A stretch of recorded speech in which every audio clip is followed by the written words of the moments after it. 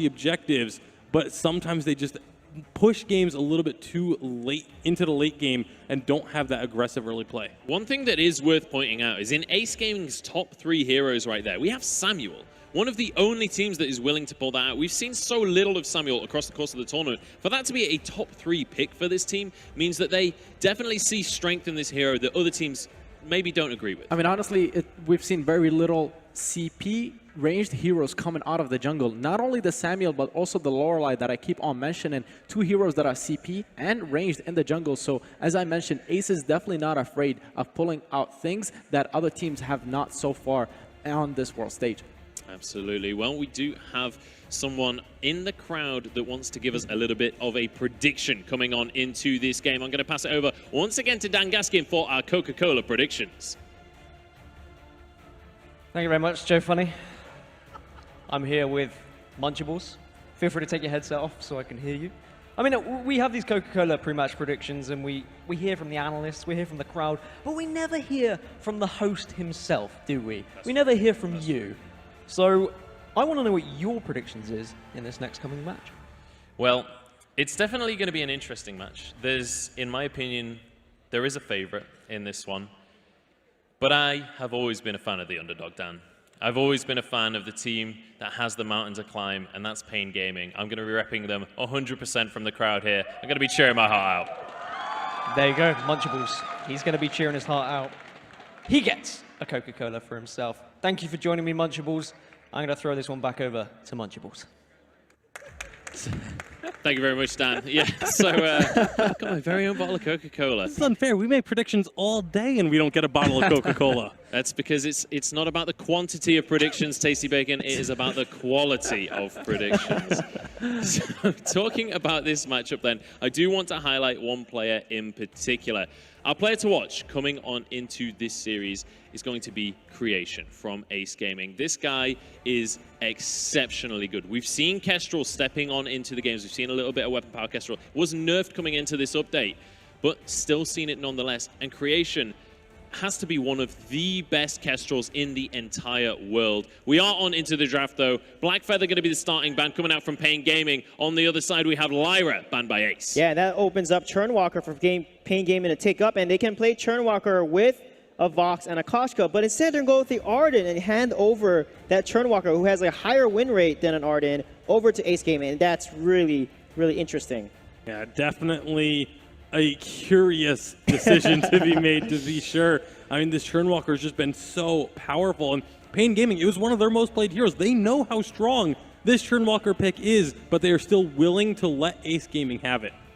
Yeah, I mean, with the Baron ban coming out for Ace Gaming there, that also tells me they want to go for the Vox if it's going to be left open. Either the Vox or something else, such as the Rona that can play very well with the Churnwalker. We've seen Kestrel with Churnwalker a lot too. So Kestrel gets taken off right away. So Ace Gaming really forced Pain Gaming's hand right there. If they had not banned the Vox, it would have been picked up. The Vox gets banned, the Kestrel comes out, and this is a composition they can siege a turret after another with very easily. Yeah, what Pain should do here is pick Celeste, because the range on Celeste is going to be a good counter, especially against a weapon Kestrel. As long as you keep your distance, Celeste will win that poke game, especially in the late game. So let's see if they will pick up that Celeste and kind of learn from the other Southeast Asia team that just played on stage. I wouldn't mind seeing them go for other things that are very bruiser heavy as well. You know, something that can body block those glimmer shots as they come out. Just stand in front of your turret and block those shots so that your turret doesn't get melted quite as quickly, because we know Ace Gaming is going to be wanting to siege up those turrets as much as possible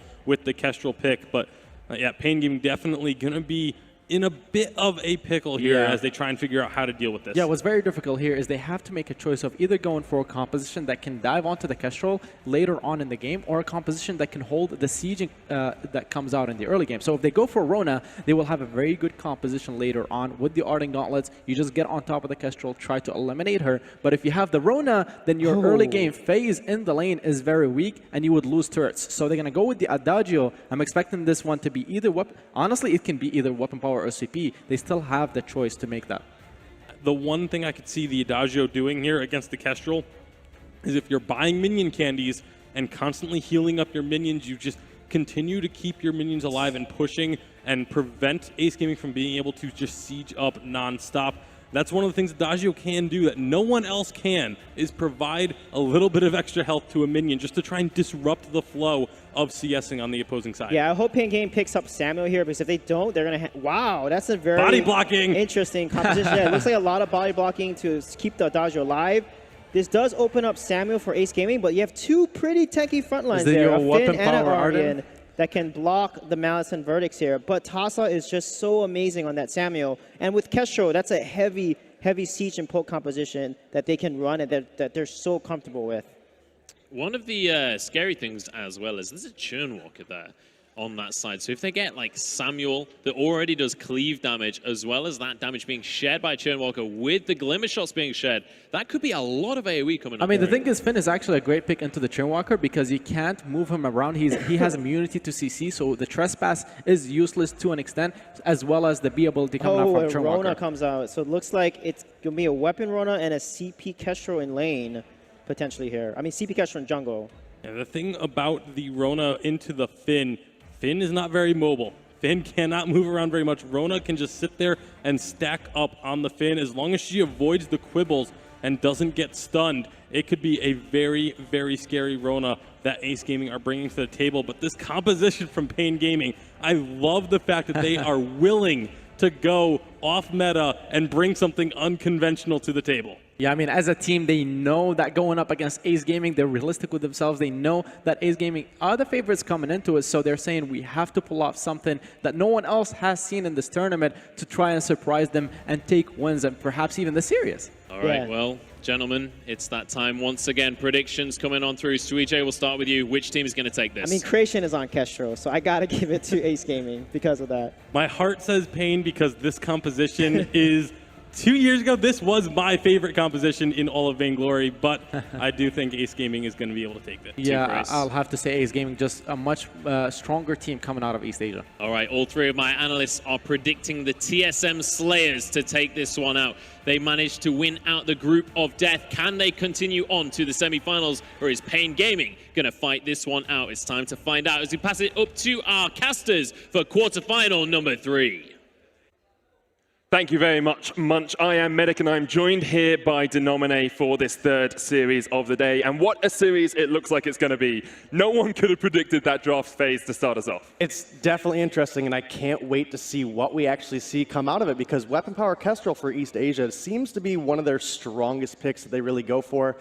Can we possibly see a Crystal Rona in the jungle? Maybe. That would be pretty neat. But, you know, we really got to talk a little bit about the Adagio, Arden, and Finn combination. So definitely some crazy picks here. Will it pay off for Pain? We'll have to see. We'll have to wait and see. You know, they surprised people yesterday by beating Elite 8-2-0 to make it to the quarterfinals. I'm sure they'll surprise a lot of people, even if they can take a single game off Ace Gaming, who looked so strong earlier in Group D. Yeah, I think Ace Gaming is definitely one of everybody's favorites coming into this tournament. You know, they were able to bring down Rocks throughout the regular seasons. And then, you know, coming into this close competition, we've seen it very back and forth between North America. Obviously lost TSM and Rocks, the top 2 from last year, so things have really switched up. We are going to jump onto the Halcyon Fold. It's the first game of our third series of the day. It's Pain Gaming taking on Ace Gaming.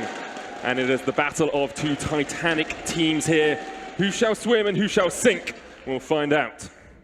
Well, it's not looking like any Crystal Rona for me here today, Medic. That's a shame. It's a shame. But Tassa will be go ahead and getting on that Crystal Kestrel. Can be a very strong pick if you set the plays up. Going to have a little bit of engage here as they fight around that first Treant. Churn Walker so good at level 1, of course, for the extra damage you get out. The Elder Treant will be started up here by Ace. Pain Gaming trying to respond. Finn with that polite company drags them back. The hooks and the chains are still on. Treant goes across towards Ace Gaming, and Pain retreat.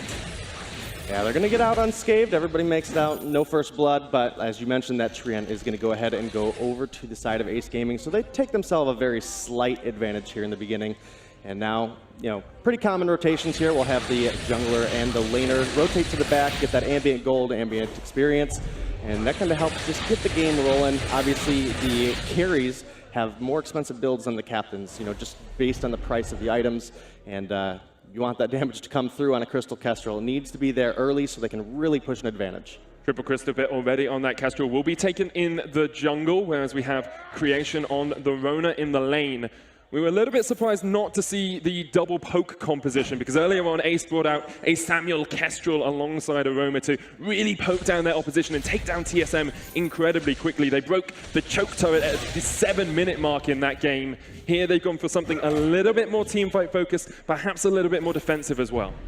Yeah, absolutely. And, you know, that's one of the big compositions that EA has really been known for. You bring that Kestrel into the lane, very good at forcing up the wave early on, pair it with a Crystal Jungle, and it just makes it very easy to rotate up and overpower the enemy. Bit of action here as Creation jumps into the fray, looking for the damage down on towards Pain. The escape down towards the bottom side of it already. We see the Adagio go down. Ace Gaming with first blood and second blood off the back of that fight, and third blood. They actually get an ace only 2 minutes in, living up to their name.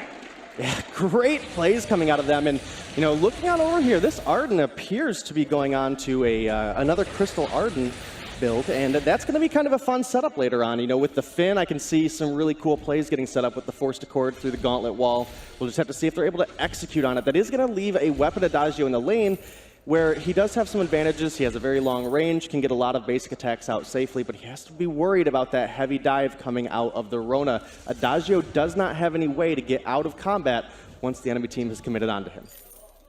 Ace Gaming bringing out the Churn Walker early on here as well. It's a pick that we've seen prioritized by a lot of teams, but we haven't always seen it be the most effective throughout this tournament. I'm sure Youngju here will have a great amount of experience on this hero and will show us just how you play Churn Walker. Yeah, Churn's actually been a hero that's been banned quite frequently in this Worlds event. Again, we are on 210, and they don't want anything to do with those hooks and chains, as well as the big AoE stun that can come out of that Trespass can really sway the way a fight goes. If you pair it up with an Echo, you can really set up some really beautiful combos for your team. And it's going to be all about Pain Gaming here. They need to be careful on what they allow Youngju to do. If you allow him to position Adagio favorably for this Kestrel, you could essentially see someone get pulled into the active camo, and that could be real devastating. It could be incredibly devastating. The Crystal Power Kestrel does a huge amount of work with that active camo. The third Treant did go down towards Ace as well, so they have secured themselves about a 2,500 gold lead, only 4 minutes in. Looking incredibly strong, but haven't put too much damage down on towards that turret in the lane yet. Now, they haven't been able to, again, you know, if it was a Kestrel in the lane, you know, we might have been able to see a little bit more wave push. A little bit slower farm early on for the Rona, so we're going to have to see how things go out. The one-shot, one-kill, going to just go a little bit north of that one. And now with Ace Gaming coming into the lane, that's just going to be Pain rotating back. And Sir Mustard just making sure that he's safe here, looking out for those hooks and chains. And it's odd to see Ace Gaming in this position because they're fighting for the pride of East Asia, really. We expected a lot of East Asian teams to get through to the quarterfinals. It's only Ace Gaming left, the champions of that region, fighting for the pride of the area from which they come. And I think a lot of people will predict Ace Gaming coming into this tournament and into this series as the favorites. But Pain Gaming definitely stand in their way. They've had upsets before, continued pressure on this turret in the lane as well by Ace, but not quite able to get any kills as of yet. Yeah, and as we see the Kestrel come into the lane, that is one huge thing for these Crystal junglers that capitalize early based on their Crystal ratios. We see those Glimmer shots chunking out Pain Gaming, and now Ace might even look to get some damage down on this turret as they have a full wave here. The Screen of Air quite low, doesn't have the Fountain either. Ace have one of their own alongside the Shatterglass for Tasso, so they're looking for the turret. They will get it down, so Mustard going to be the first to fall. The turret somehow still alive as that barrier comes back up, but eventually it will go down as well. One shot, one kill, threads the needle between the two members of Pain Gaming. But Ace get exactly what they want off that push. Yeah, Ace take a huge lead here up in under 6 minutes. 4 kills, first turret. They're working on a 4,000 gold lead as they find Falcon Dorian down here in the jungle. Working on a 5th kill as well. Yep, and now they're going to, you know, again, objective control is strong for the East Asia region. They take down that Crystal Sentry. They're right here. They've already got a kill. There's no possible way Pain Gaming could have came and contested it. And now that's a whole jungle rotation as well going over the side of Ace Gaming. And this is what we expected to see from Ace Gaming as well. They're so strong, they're so methodical in the way they play. It's objective, and then you push into the enemy jungle, you steal away these camps, you take the gold away from the enemy, and we're starting to see Pain Gaming just slowly choked out of this game. There's not really much on the Halcyon Fold for them to collect. Look at Falcon. His CS is 16 at the moment, and Creation and Tassa are sitting up around that 50 mark.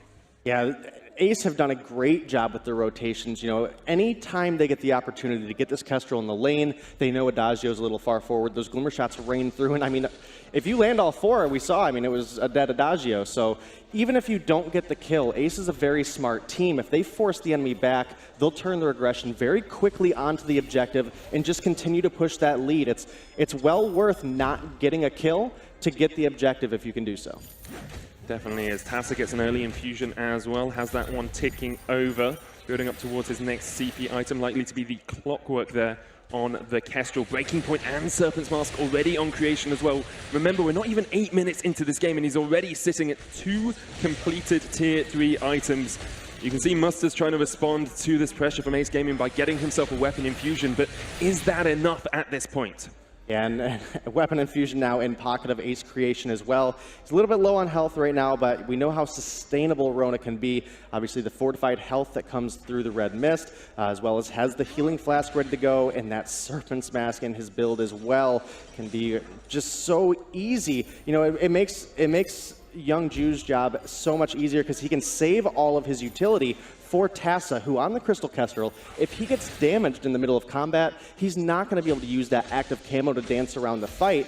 And you know, as we get into that point, it's going to be very important for Jesuino Ferra to keep vision control. Even if you're not winning the vision control, you have to have enough that Tassa doesn't just have free reign over the map like right now. Oh my goodness gracious me, that is disgusting. That shouldn't be allowed in Vainglory. Musta chunked out. The one-shot, one-kill will take half of the Rome's health as well. That Finn is struggling as he tries to get back towards the lane, but Ace just using the zone control they have with that Kestrel going towards the turret. Here comes the Gauntlet. Falcon trying to stop Ace in their tracks. The turret will fall very quickly. It goes down. Creation still alive. Musta low in the backline as well as the active camo comes in. The aggressive play here from Tassa is he's looking for more kills. The Trespass gets the stun onto Falcon. Dorian, the Finn, just about getting away, but Falcon's been pulled back in. One shot, one kill! Goodbye! Ace Gaming get 2, and they look to push towards the choke point turret here as well.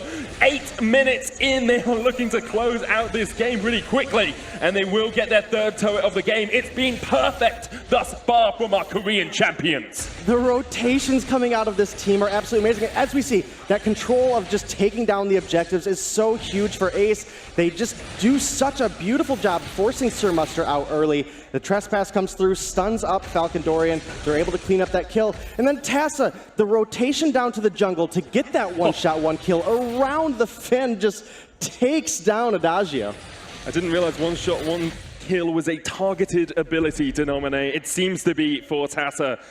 That was absolutely beautiful. Ace Gaming 7 kills to 0 up. We are less than 10 minutes into this game, and they have a 10,000 gold lead to nominate. Looking at a perfect game here as well for them. Haven't given up a Treant, haven't given up a gold miner, haven't given up a turret, nor have they given up a kill, and they want a few more for their own. Into the fray comes in. The active camo from Tassa. They're going to walk straight into that stun. Fountain used by Pain Gaming, but another stun, and Tassa is just shredding through Pain. They live up to their name. They feel the pain, and Ace Gaming get another ace for themselves. They've done such a great job. They've been in the driver's seat all game long, coming off of a great triple Trespass stun there out of Young Ju. This looks like Ace. They might even just be looking to close out this game. They have the Ace Wave minions, and they're splitting the aggro. Are they going to win this game before 11 minutes?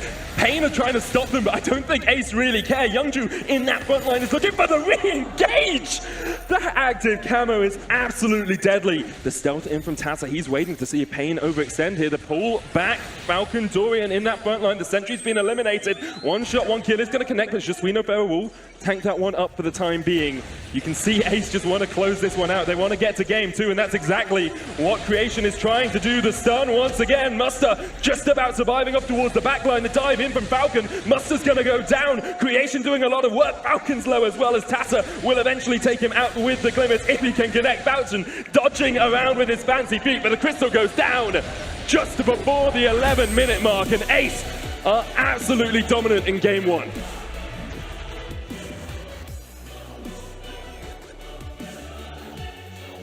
What a performance there from Ace Gaming. Incredibly strong stuff from them.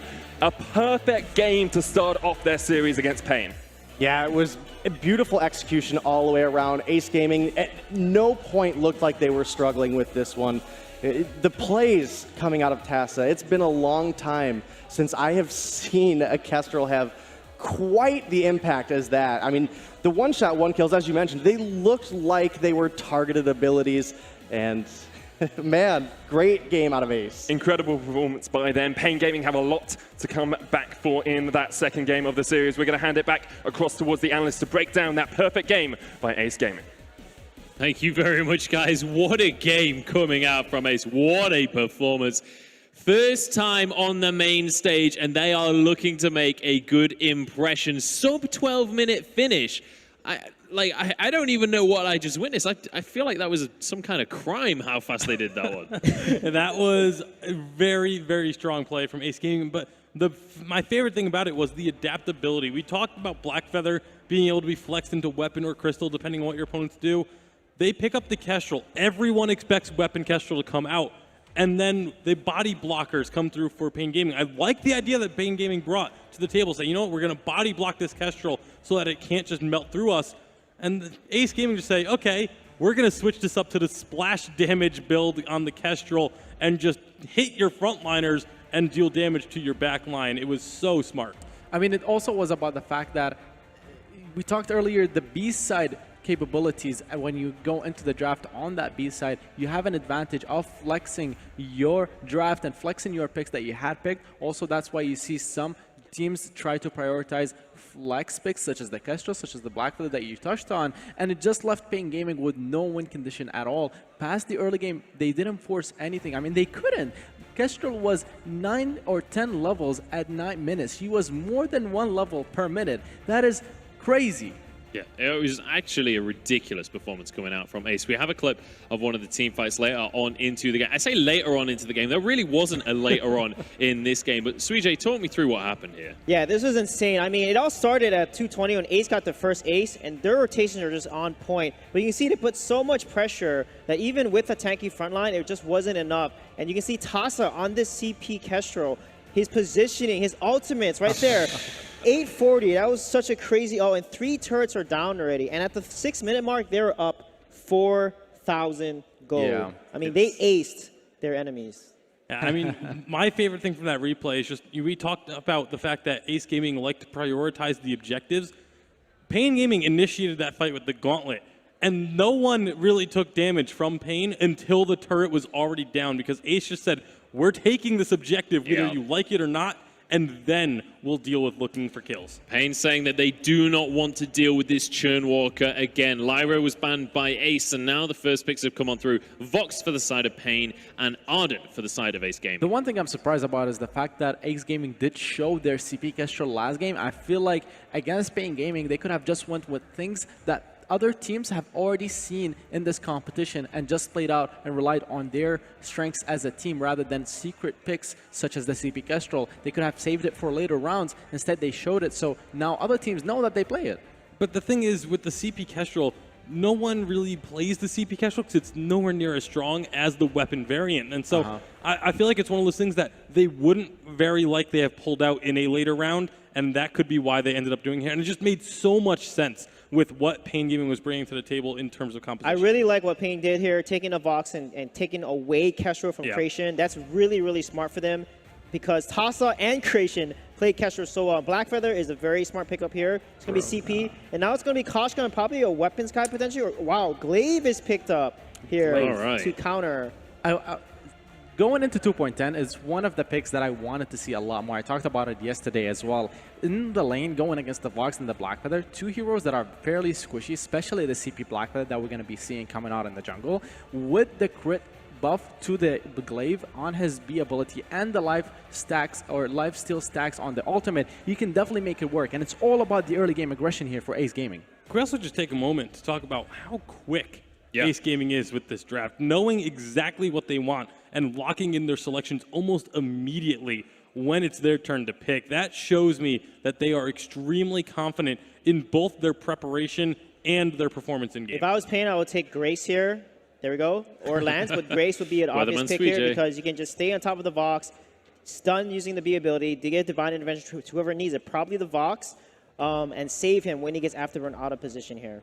All right, well, it seems like Ace Gaming perhaps have a dinner reservation for later on or something, and they've got to get through this series quickly to get there. That's what it feels like to me.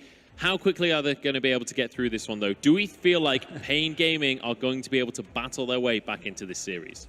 It just doesn't seem likely. Ace Gaming is such a strong team. They're on the caliber of Cloud9, and we saw what Cloud9 was able to do to Pain Gaming. I think we're just going to have very similar situation here. Yeah, especially with the Koshka and the Glaive, I have to agree there. So prediction-wise, it feels like you two are already going for Ace on this one. Suijay, would you agree with them? Totally Ace. I mean, Koshka and Glaive, that's such a strong comp early game and ganking potential. Ace for sure.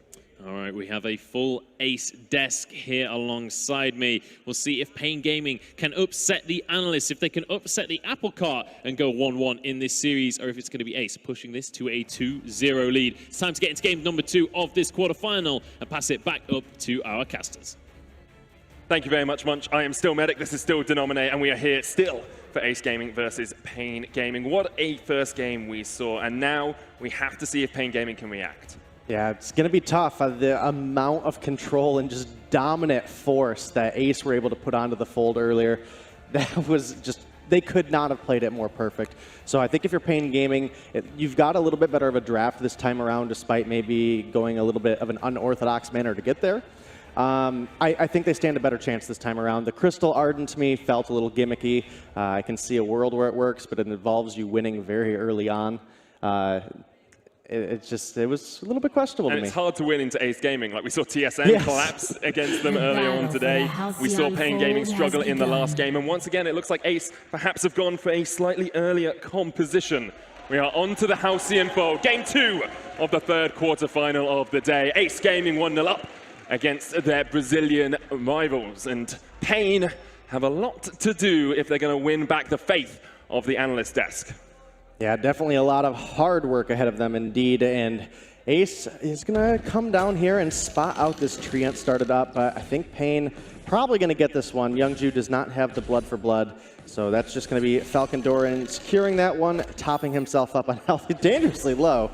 But I do want to make note over here on Creation's build, so it is going to be a lane Glaive, but he has actually foregone the Book of Eulogies start and has gone ahead and picked up some boots and the weapon blades. So looking for that aggressive rotation now. He's level 2. They started their backs. Can they pick up this first fight? Looking for a little bit of a steal here. The backs will go down. That Treant still alive, though. Creation will be able to get in there. The Treant goes down towards Tassa. Falcon Dorian quite low, but Ace Gaming not able to get too much out of that. Pain Gaming have already retreated behind that turret line. Yeah, they've done a good job, and now Tassa, he started the double crystal bit start on Koshka, pretty common. Very bursty here early on, especially into targets like Blackfeather and Vox, who have a low base health pool, especially very early on here in the game. And the real chance that Pain Gaming stands is they have to make it pretty substantially far into this game. We're going to have to see, the 15, 16, 17-minute mark this time around if they want to pull out a victory here. Bringing 3 people into the lane as well. Jaswinova just trying to trade with Youngju. It's not going to do too much work. And Creation, it's perhaps going to struggle slightly in the lane. Melee into ranged matchups are not the easiest matchups to navigate. Yeah, pretty rough when you don't have that Book of Eulogies either, too. So it gives you a little bit of sustain. But Jaswinova went in and Creation was waiting for him. Baited and outsmarted. Creation takes first blood.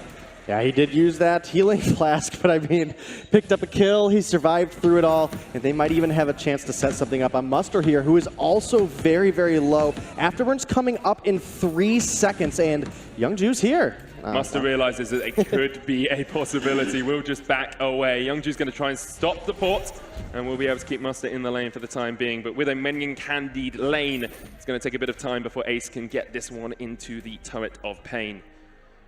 Yeah, they're just going to look to clear this one out, and that's going to be when the Creation's probably going to make his opportunity to rotate back to the shop, pick up some of those items so that he can have a little bit more sustain here in the lane. As we see Tassa there for a second, was going to go ahead and take away that Treant, really start this snowball off early. We've already got first blood over onto Creation with that beautiful afterburn setup.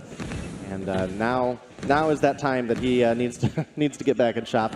He's, Sir Muster's come back into the lane. He has the Blazing Salvo. He has a little bit of armor as well. So not a whole lot of clear yet for Vox, though. Still skips out on the Book of Eulogies for Creation, though. Heavy Steel, 6 sins going down as much damage as possible. Tassa perhaps a little bit overextended as Pain have collapsed into their own jungle, so Muster is quite low. Tassa's going to try and retreat down towards the bottom side. Youngju's there as well. He's going down. Here goes Tassa jumping back in. Muster's low. Youngju gets taken out. Pain Gaming get their first kill of the series, but here comes Creation, and there goes Falcon, somehow surviving, eventually gets taken out. Creation now has to try and get away, but Muster and Jesuino Ferrer are not going to give up on this chase. Creation will fall. He gets extinct. And Pain Gaming get a 2-for-2 scoreline early on in this game. Yeah, signs of life coming out of the Brazil heartthrobs here. Really trying to show that they can take their stance against Ace Gaming here. That was a very quick first game, but sometimes those are just the easiest to get over. You know, you can look at it and be like, well, we didn't have a good draft. Things just went very poorly from the beginning. It's very easy to turn around off of that, you know, as opposed to a 30-minute grueling loss where you were back and forth, you were so close, couple hits on a Vein Crystal away, you know, things of that nature. So Ace, they stayed a little bit too long, separated from Creation, and they paid for it. And you have to remember, a lot of people underestimated Pain Gaming. You know, they said they'd be third in the group, they wouldn't win a game, they'd get eliminated on day one, and then they were able to beat Elite 8, one of the SEA teams coming into the tournament, to get through to the quarterfinals. And you can see those signs of brilliance in Pain. You can see the rotations, you can see the collapses. We didn't see them in game one, but Pain are looking a lot more coordinated here in game two. Oh, absolutely. They saw an opportunity, but Ace almost saw one as well. Yeah, but Muster will survive because Jesuino Ferrer is waiting, ready to help out his laner and keep that Vox alive. We are starting to get towards these first item spikes here as well. Denominate Muster's gone Poison Shiv. You got the fountain completed on Jesuino Ferrer. Yet to be a fountain on Youngju, but he does have the gold in his inventory for it. Yeah, he absolutely does, and you know, Creation has completed that Sorrow Blade. This is a really big spike of burst damage for the Glaive, and you know, you have to be very careful. Sir Muster has built a little bit of armor already, so he's going to cut down a little bit, but again, Blackfeather, low health pool, is very susceptible to that burst damage that the Glaive can provide, so he's going to be really needing to land his on points and get that barrier to help him survive throughout these fights. The Poison Shiv, as you mentioned, you know, fairly common first item here on the Vox, and Jesuino Ferrer, when we get later into the game, when we get that Divine Intervention online, that's going to help the Vox be able to dance around, stay in the fight, stay healthy, and then also because it's triple melee, that Holy Nova could be devastating. A lot of work. Falcon Dorian's gone for the Aftershock first on this CP Blackfeather. We've seen Blackfeather so impactful on 2.9, has been often banned throughout Worlds thus far. When he gets taken up by a team, he does have incredible efficacy and wins a lot of those games. Creation's going to jump in, waiting for Jesuino Ferrer to try and react. Leonova's not going to get the knock-up. The wait for it was used as well from Muster, so perhaps we'll see Tassa going in for the re-engage. The reflex block is available here on Muster, so Tassa is holding the trigger, waiting the prime time to pounce in and get that yummy catnip frenzy down. Falcon Dorian doesn't have a reflex block of his own and will just fight out Tassa in the jungle. A lot slower paced game. The knock-up onto Jesuino Ferrer. Here comes the yummy catnip frenzy, but the fountain came out just in time to keep Pain alive for the time being. Underneath the turret, Ace continuing to dive in, but Falcon Dorian is here to help the rest of his team. Ace Gaming have been able to retreat back behind the turret. Here they go back in, looking for the fight, but the first kill has almost gone down. Tassa's the first to fall. Jesuino Ferrer somehow surviving off towards the top side of the fight, and you can see Ace realize there's not much more they can do here because Muster's willing to chase forward. He's willing to step up to the Korean champions and say, not today. Today is the day of Brazil. Muster will get the second kill of the fight, and Pain Gaming come up huge. Yeah, and they couldn't have come up with all of this in a better time. They take beautiful opportunities where Tass has gone a little too far and turn things around. That is just BM right there, stealing away a Treant and then flashing the emote back at him, but that's what Ace Gaming are. They're an aggressive team. They haven't been able to get this early aggression down this game. Pain Gaming have been able to react incredibly well. Yeah, I think it's been a lot of Tassa going a little bit too far. For example, in that last fight, they did have Jesuino Ferrer very low. You use that yummy catnip frenzy in under the turret. You know, you've now damaged an enemy hero. That turret aggro switches right onto you. You're locked up for the 2.2 seconds, just like Jesuino Ferrer was on the Grace. That's a lot of damage that adds up from that turret very quickly on.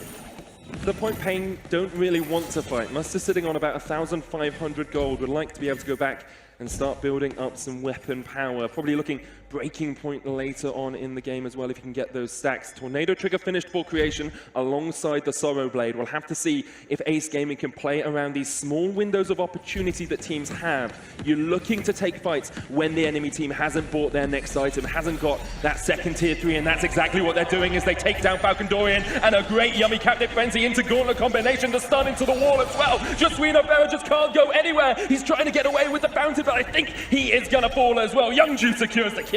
Roam on Roam combat. There's the breaking point. Too little, too late for Pain Gaming, as once again they lose 2 members in the lane.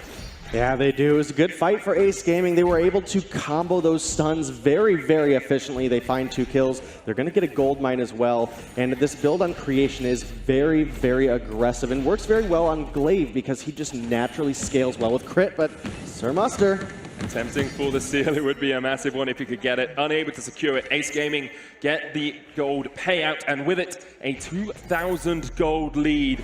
You can see that they want to try and use this advantage as well. Infusion on Tassa and Infusion in the inventory of creation as well. They've been so good at picking their moments to fight. And it's the reason they come out of Korea as the reigning champions. It's the reason they're the only East Asian team left alive in the tournament. But Pain Gaming are trying to have something to say about that. Atlas Pauldron now finished onto Tassa to try and shut down Sir Muster on that Vox. yeah, and it'll do a good job doing so if he can land it, because this Vox build so far is a lot of attack speed that takes a lot of time to ramp up. There's no Sorrow Blade, there's no Monocles in here. It does take a little bit more time to build up that breaking point when you don't have raw weapon damage to go with it. Jump in from Tassa, the reflex box come out. Youngju with the re-engage. There's a Yummy Captain Frenzy, gets the stun, but the box is still alive to do a lot of damage in this fight. Look at those breaking point stacks. Look at Ace on the back foot, realizing they've taken a bad fight, and there's the first kill for Pain, but they're not done yet. They're trying to get on towards the backline. Tassa there, the Rose offensive. Falcon Dorian just can't find the on point, but they will find the turret, and Pain Gaming are actually starting to take the advantage in this game. They're still behind in gold, but Ace Gaming just seems so far on the back foot. Pain coming up huge once again in the lane. Yeah, they absolutely have, and it shows that you cannot sleep on this team. I mean, you know, the desk and us, you know, we were like, wow, Ace Gaming was really in control first game. I don't know if Pain has what it takes. And they're showing us wrong right now, and they're doing such a great job doing so. This combination between the Grace and the Blackfeather has just done so well. The barrier that Blackfeather provides himself, when paired up with the Divine Intervention, gives you that reduced damage. You have the barrier, you get that burst of health. It's just working out so well for them because Ace is focusing that target, and they just don't have the damage to get through. East Asia, a region known for their adaptability. Sometimes not within a game, but definitely across the course of a series. My question is now, with Pain Gaming being the team in the advantage in this game, will we see adaptation from Ace Gaming? Will they change their playstyle? Will they stop looking for these picks? Because it seems that Tassa keeps engaging, and then immediately Pain Gaming are able to keep Muster alive and actually get those breaking point stacks up, and it's starting to win them these fights. Yeah, it absolutely has, and now Ace, they're looking to take a turn of their own. That they are unable to get it for the time being. Tassa gets jumped on by Falcon Dorian and starts to walk back towards the Sanctuary, trying to find a little bit of relief as Pain continue in. There's the Afterburn blocked out with the Crucible. Here comes the Gauntlet from Youngju, trying to catch them all in, but another block on the Yummy Cabinet Frenzy, and Muster's still alive, building up the breaking point stacks. The damage coming out from that box is absolutely monumental, and already they've got 1 kill, and they're looking for a couple more. The wait for it won't quite connect, but Tassa has to get away, and so do the rest of Ace's. Pain just do absolute work in the lane here. They're going to get their second turret of the game, and what a turnaround this has been from game 1. A perfect game that ended in 11 minutes. Now Pain Gaming at the 13-minute mark are 1,000 gold ahead of our Korean champions. Yeah, they're doing an absolute great job. And, you know, Pain, I thought it was going to be a little bit later before we saw these builds come on, but unfortunately Tassa has not been able to get that early aggression the way he would have so hoped. The on-points coming out of Falcon Dorian, and again, the beautiful stuns coming out of Jesuino Farah have just given them the time that they've been able to turn around these fights. That is one of the really rough things, is that triple melee, you are all susceptible to that stun when you're trying to get onto that backline, and that allows Vox additional time to ramp up damage. Now, I do want to make note real quick, he's picked up a piercing spear, so he's likely looking towards going into either a tension bow or a bone saw, and not the raw weapon damage. It's just Suino who goes in for the engage once again, and Ace Gaming just immediately on the back foot, trying to find a way away from the fray, but they're not going to be allowed to get out of this one. Pain Gaming get another kill for themselves, and it's all Pain all the time now. Just Suino pops a charm back at him, just saying, anything you can do, I can do better. You may have got a Treant, but I will take your life. And the last few fights have been the same story for Ace. They just cannot find a way to break through this Pain front line.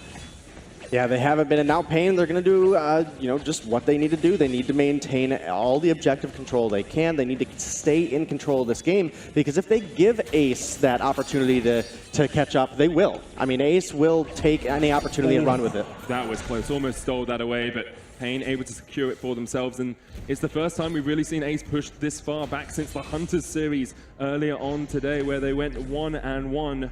Pain are 2,000 gold ahead with a composition that only keeps scaling the later we get on into the game, and perhaps Ace have missed their opportunity in this game. It definitely feels a little bit that way. Again, the early capitalization didn't work out for them, specifically because there was a couple fights that they either fought a 2v3, took them a little bit too long to group up, went a little too far underneath turret, and that gave a big spike of gold and momentum over to the side of Pain Gaming, who again needed to get the gold. They need to get later in the game and get the builds up. And when Ace Gaming just hands themselves over, it makes it very easy for this Vox to get to the point that he can be that hyper carry. And let's have a look at just where we are in terms of build. The Bonesaw completed on Muster. He's now at 3 weapon power items as Pain trying to defend their turret here. Need to be a little bit cautious because Ace have taken that one down. The wait for it came out as well. Here comes the flank as they try and dive onto that backline. Falcondorian doing a lot of work. The Gauntlet, but still that box is alive on the outside of it, and you need to watch Muster because he's the one. He actually dives into the stun there, and Ace might try and capitalize. The Yummy Captain Frenzy is blocked out, as is the Afterburn. Tassa having to run away on that backline. Youngju trying to get away from Falcondorian, but the Heartthrob stacks are building up. Creation in the midst of all of Pain, but he is going to be the one focused down now. He falls. Tassa trying to get away. It's a double for Pain. Can't quite get the triple. And Pain Gaming once again able to win a fight. Yeah, even if you don't get the triple, you've got to be happy, if you're Pain Gaming right now. Again, that first game was a landslide. I thought it really was going to set the tone, but Pain have come through looking so strong. Let's get into this replay. As Ace, they do take down that first turret, but unfortunately not working the same way it did last game. They get engaged on, and there just wasn't enough damage coming down onto this Vox. We'll see Tassa jump back in. The Vox does get stunned up, but Divine Intervention comes through, the Reflex Blocks comes through, the repositioning coming out of the Sonic Zoom. They just never were able to keep consistent damage up, and now Pain, they've got themselves a Kraken. They only have 3 turrets standing between them and a victory over Ace Gaming. And what a monumental victory it would be after such a devastating game in Game 1. Pain Gaming have adapted, they've come back, they said anything you can do, we can do better, and they're looking to take a win here off Ace Gaming, who 2-0'd TSM earlier today. A lot of people looked at Pain and said they're just going to fall out in the group stages, where they are proving us entirely wrong. The pride of Brazil coming up massive in this second game of the Best of 5 series. There are, of course, more games to come, but Pain Gaming need to secure this one first to equalize it at 1-1. Wow, this is Vainglory Worlds. This is the best of the best, and Pain is proving you cannot count them out. They did their work to get here, and they are showing exactly how they did it. And now Pain's coming in. Suino looking for the flank here. They get the wait for it down on towards Tassa. He's going to get chased back towards the Sanctuary. The Kraken at about half health as it pushes in. And now Ace Gaming need to regroup. They need to work out, is there an avenue? Is there a way? Is there a possibility that we find and engage in this fight? Because that Kraken is still pushing in. The Yummy Cabinet Frenzy is going to come out, and Ace Gaming on their last legs. Pain Gaming looking for the win here. They're taking down the second crystal turret. They don't really give a damn about Ace. They just want the win. They just want the crystal, and they are going to get it. They're going to equalize this series unless Ace have something final to say, but they just can't do it. Next, Bay Crystal goes down. I talked too quickly there. I was just surprised that Pain Gaming were able to take the win over Ace and equalize the series at 1-1. Yeah, what a beautiful turnaround by Pain there in game number 2, and hopefully we've got some Pain Gaming fans down in the stage that'll help cheer them on, and maybe they can bring down Ace. Maybe we won't see East Asia, who was expected to have both teams go all the way. they might not make it here out of the quarterfinals. What a confident performance by Pain as well. You know, they just held Ace at arm's length until they were ready to take the engagers, to take the fight. Even when they were dived between their two turrets, they were very willing just to wait out these fights. And when they came online, they really came online. Yeah, I'm more excited than I thought I would be for Game 3 here. This is such an even matchup. What I'm really happy about is that all the analysts were wrong once again, and we're going to hand it back across towards them. Munch, just tell us why you guys can't predict a series. Now, just to clarify, Medic, I predicted Pain Gaming coming on into here, so you can't pin that one on me, but he's absolutely right, guys. It's the 3-0 curse. The 3-0 curse. I don't like this prediction game anymore. Yeah, can we stop playing this one now? Whenever you all agree with each other, that's when the prediction is wrong. Pretty much. I know, right? It's when time. all three of us agree with the team. Yeah. It just curses that team and they lose. Let's talk a little bit about that game, though, because Pain have really come into their own. Maybe they just needed a game to warm up. Maybe now this is the real Pain that we're going to be seeing. I mean, honestly, I'm just going to call out Ace Gaming on their arrogance right here. I saw the Kestrel CP pick last game. I thought they were showing something that they had as a pocket pick. It looks like they're just going for things that they feel like would work regardless of whether they're strong or not with the glaive lane this time around. And good on Pain Gaming, showing that they're not that type of team to be disrespected like that. Yeah, absolutely. Stepping up. And you saw towards the start of the game, there was a couple of charms, couple of recalls being thrown out, a little bit of BM from Ace, and the second Pain started to get a lead. They were more than happy to throw it straight back the other way. We do have a replay of one of the fights during that game, and this is a good example of Pain managing to capitalize on the situation that they found for themselves. Yeah, this is the fight here where you can see the focus. Both got Atlas. The Gauntlet comes out. It separates the team. Glaive here had about 15 breaking point stacks, but didn't stay in the fight to win this. But Koshka is just so squishy. And look at the Grace Divine Intervention. It just hews up Vox so much, and he's able to stack his Bone Saw, his Poison Shiv, and a breaking point stack, and allow him to carry so hard. Look at the damage coming out there. And Glaive just didn't stand a chance. He didn't have tier 3 boots. He couldn't stay on top of the Vox. And this is why Glaive was a very interesting pick or draft for Ace. Yeah, and for me, this was something where Ace was trying to get away from what they excel at. We talked so much about before and after game one of how Ace focuses on objectives.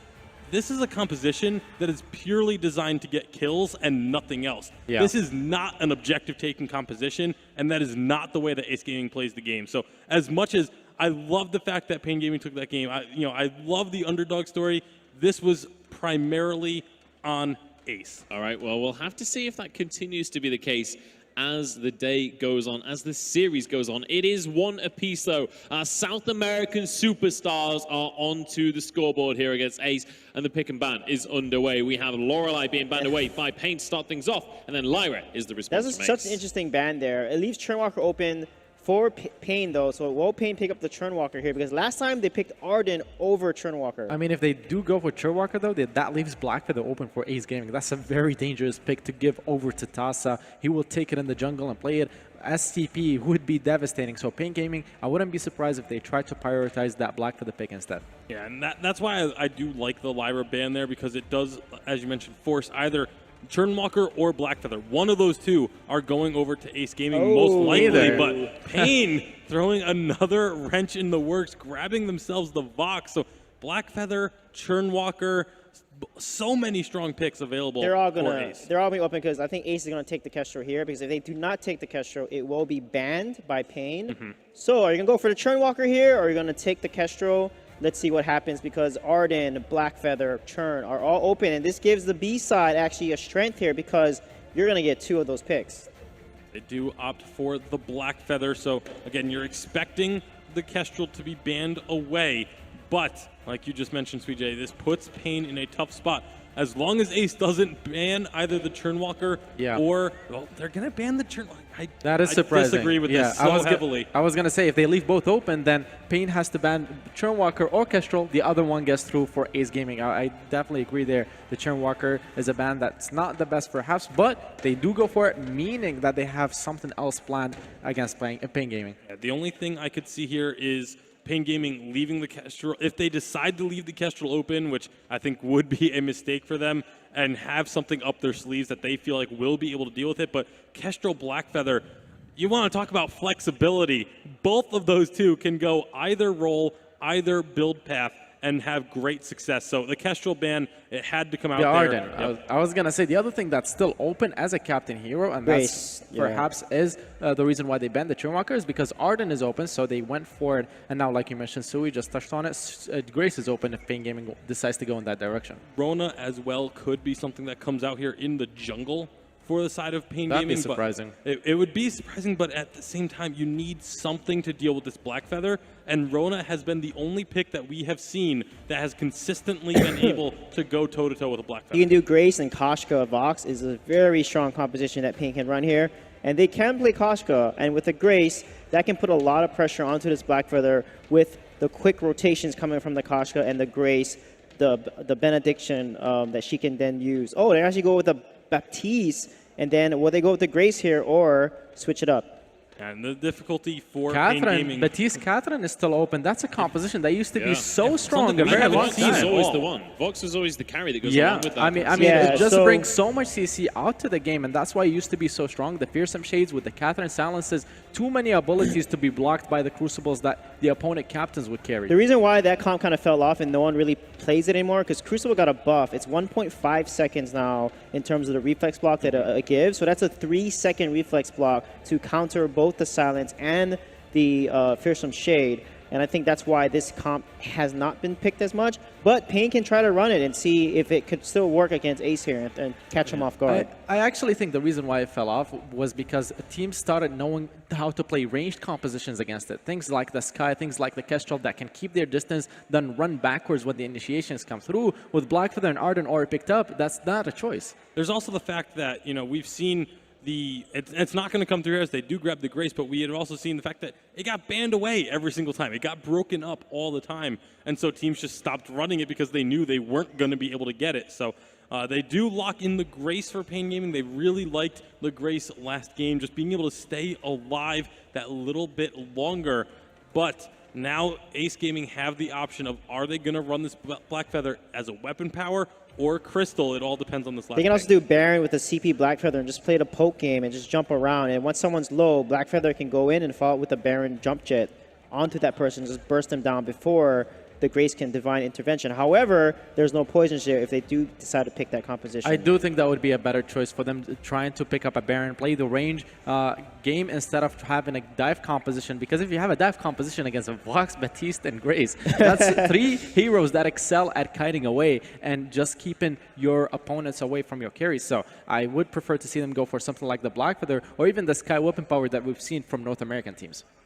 Absolutely. You can see there, Ace mulling over their options. We were commenting in the first draft of the day how decisive they were. The decision in the end will be the Samuel for Tassa, which means we're going to see the Blackfeather going weapon power in the lane as well. Unless we see some craziness in a lane Samuel, doesn't seem too likely to me. I feel like the idea here behind this composition for Ace is AoE damage with the Samuel, make it difficult for the Grace to choose who she's going to put the Divine Intervention on.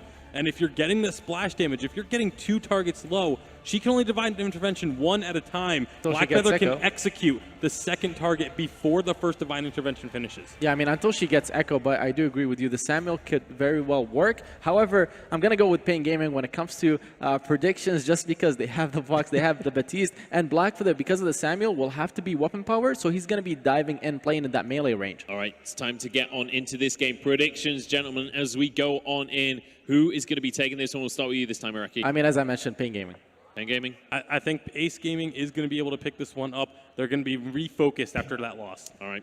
I'm glad it's not 3-0. I love Pain Gaming's draft, but I have to give this to Ace because Tassa Samuel is awesome. All right, we have 2 for Ace, 1 for Pain. We'll see how this one is going to pan out. It's time to pass it back up to Medic and Denominate and get on into this quarterfinal. Thank you very much, Munch. And what a quarterfinal it is turning out to be. I don't think anyone expected Pain Gaming to be able to take a game off of Ace and not even to get the predictions of Iraqi Zoro in this game too. Basically means they've already won it, right? They very well could have. They turned things around and really kicked things into high gear for game number 2. And as you just mentioned, they won the vote there of Iraqi Zoro. If you're starting to swing some of the analyst desk, you made a huge statement, and you guys should really be proud of yourselves. That is definitely true, and we'll have to see how they're able to play out this composition, because we have a lot of power picks on the side of Ace. You've got the Black Feather, you've got the Samuel as well. Tassa's Samuel is known to be incredibly strong. We saw him beat TSM with it earlier on. We'll have to see how well it goes in this game. It's game 3 of our third quarterfinal of the day. Ace up against Pain. 1-1 is the scoreline. So we've still got at least 2 games of juicy action to go. Yeah, we absolutely do. And as you just mentioned, Tassa's Samuel has been a very strong pick for him. It's one that they really started using with the Kestrel in the lane. We were talking about the Mage and the Kestrel earlier, so we know he has experience on this hero. And creation on Blackfeather, such a game-changing hero, is definitely scary to go into. But we've seen Pain don't really care about the odds. They don't really care about how scary the enemy opposition is. They are very willing to take every fight that they can. No fight going to happen over the Elder Treant just yet. Both teams posturing towards it, but you're not going to see any action erupt. Ace Gaming are going to come back towards it, but still decide against it, and it's probably going to be a much slower start between these 2 teams in this game. Yeah, definitely looking to be. The Baptiste will take a little bit of time to come online. He's going to need to get some crystal power. Getting towards that Shatter Glass is really where he's going to start to be a huge threat. If he's left alone early, a couple crystal bits can be huge for Baptiste if you're managing your soul shards properly. But when he's going to be able to come through and get those massive AoE burst damage, that's going to be that first tier 3 item completion, is that huge spike.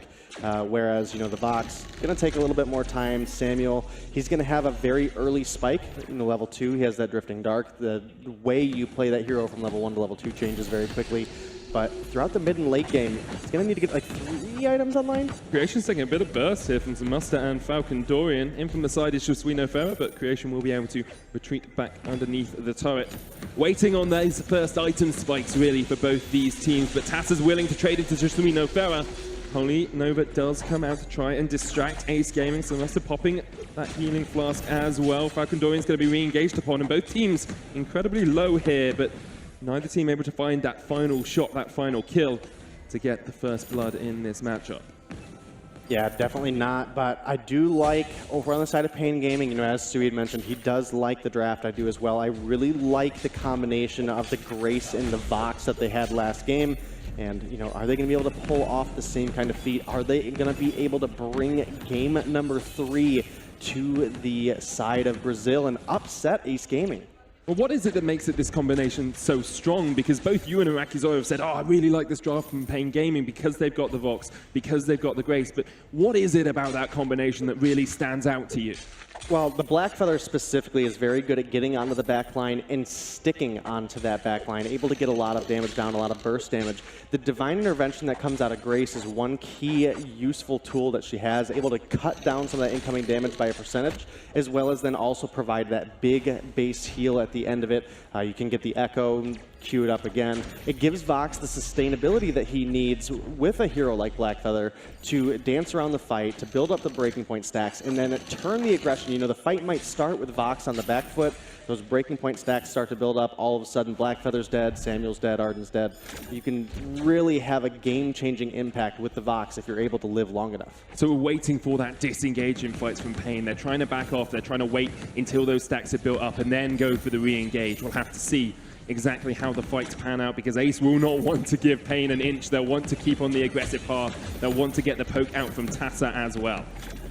Yeah, and Tassa's done a good job coming up into the lane, making smart rotations. Look at the damage! That's a lot of burst. Tassa going to get some more damage onto No Farah, and the final Malice hits its mark. Great stuff from Ace as they take first blood, and they're looking for a little bit more. Falcon Dorian perhaps a little bit overextended, but answers back with some bad mojo, and Ace do need to be a bit cautious because Muster and Falcon Dorian do have some damage between them. Minion Candy pop to try and push in the lane. We'll have to see exactly how strong this is for Ace. Yeah, both sides use that Minion Candy, and now Ace, they're going to look to get some damage down here, and Muster has to be so incredibly careful right now. Is Creation a little bit overpushed here because No Farah has rejoined. The Vanguard gets Creation out of range of the Holy Nova, so No Farah unable to get the knock-up. Muster healing up, another bad mojo onto Tassa in that backline. The Ordain comes out as well. Here's the knock-up, but it's only really going to connect onto Youngju, and now Tassa will try and re-engage. So Muster not quite as healthy as he'd like to be, just about gets away towards the backline. And Pain Gaming are standing their ground, but slowly their health bars are diminishing. Yeah, and Ace is doing such a good job maintaining control over the wave here. Again, Samuel's so good at coming up, the splash damage, you can help clear the wave while damaging the enemy heroes. And again, if they're able to force the enemy out of a fight, they don't even have to get the kill. But if you can turn your attention onto the turret when the enemy is too low to actually do anything about it, then you can take that objective early. You can get the positional advantage as well as that big burst of gold in your pockets. That might be the difference of finishing off a tier 3 before your opponent. That can lead to the win in the next fight a little bit sooner. And that's exactly what you see right now. Tassa has the Dragon's Eye. Falcon Dorian going through a little bit of shield, hasn't been able to complete that Shatter Glass, hasn't been able to hit that power spike that we talked about on this Batiste. Yeah, and Youngju's getting to that point where he's going to be able to soak up a lot of the damage that Falcon Dorian. If he plays far enough forward and allows Tassa to stay in the back line, it's going to be very, very difficult for Falcon Dorian to get a bad mojo to land onto Tassa. Well, Dane is going to go in onto Creation. Good double knock up there. They're looking for the fight, and that's a lot of damage on towards Creation, but the Fountain will heal him up. Not quite able to find that final bit of DPS. Muster with that Poison Shiv is applying the Mortal Wounds, which reduce the healing from the Fountain, but still, Ace were able to get just enough gains. Now Pain Gaming are the ones using the minion candy to try and control the lane. I feel like this is going to be the story of the game for a little while. Another double knockup, and there's the kill onto Tassa, and Pain Gaming are the ones to strike first in this lane matchup. It's so close between these two teams, a lot closer than any of us expected it to be. Yeah, it definitely is, and that fight really started to go the way of Pain off the back of a beautifully timed Fearsome Shade coming out of Falcon Dorian. Oh, Mr. Muster. Another knock-up on towards Youngju as they look for the further kill. And once again, Pain Gaming just able to capitalize on perhaps a little bit of mispositioning there from Ace. Yeah, Pain starting to take an edge early, which they were able to do last game with the Vox. Jesuino Farah not quite at that level 6 mark where the Divine Intervention comes online, but Tassa.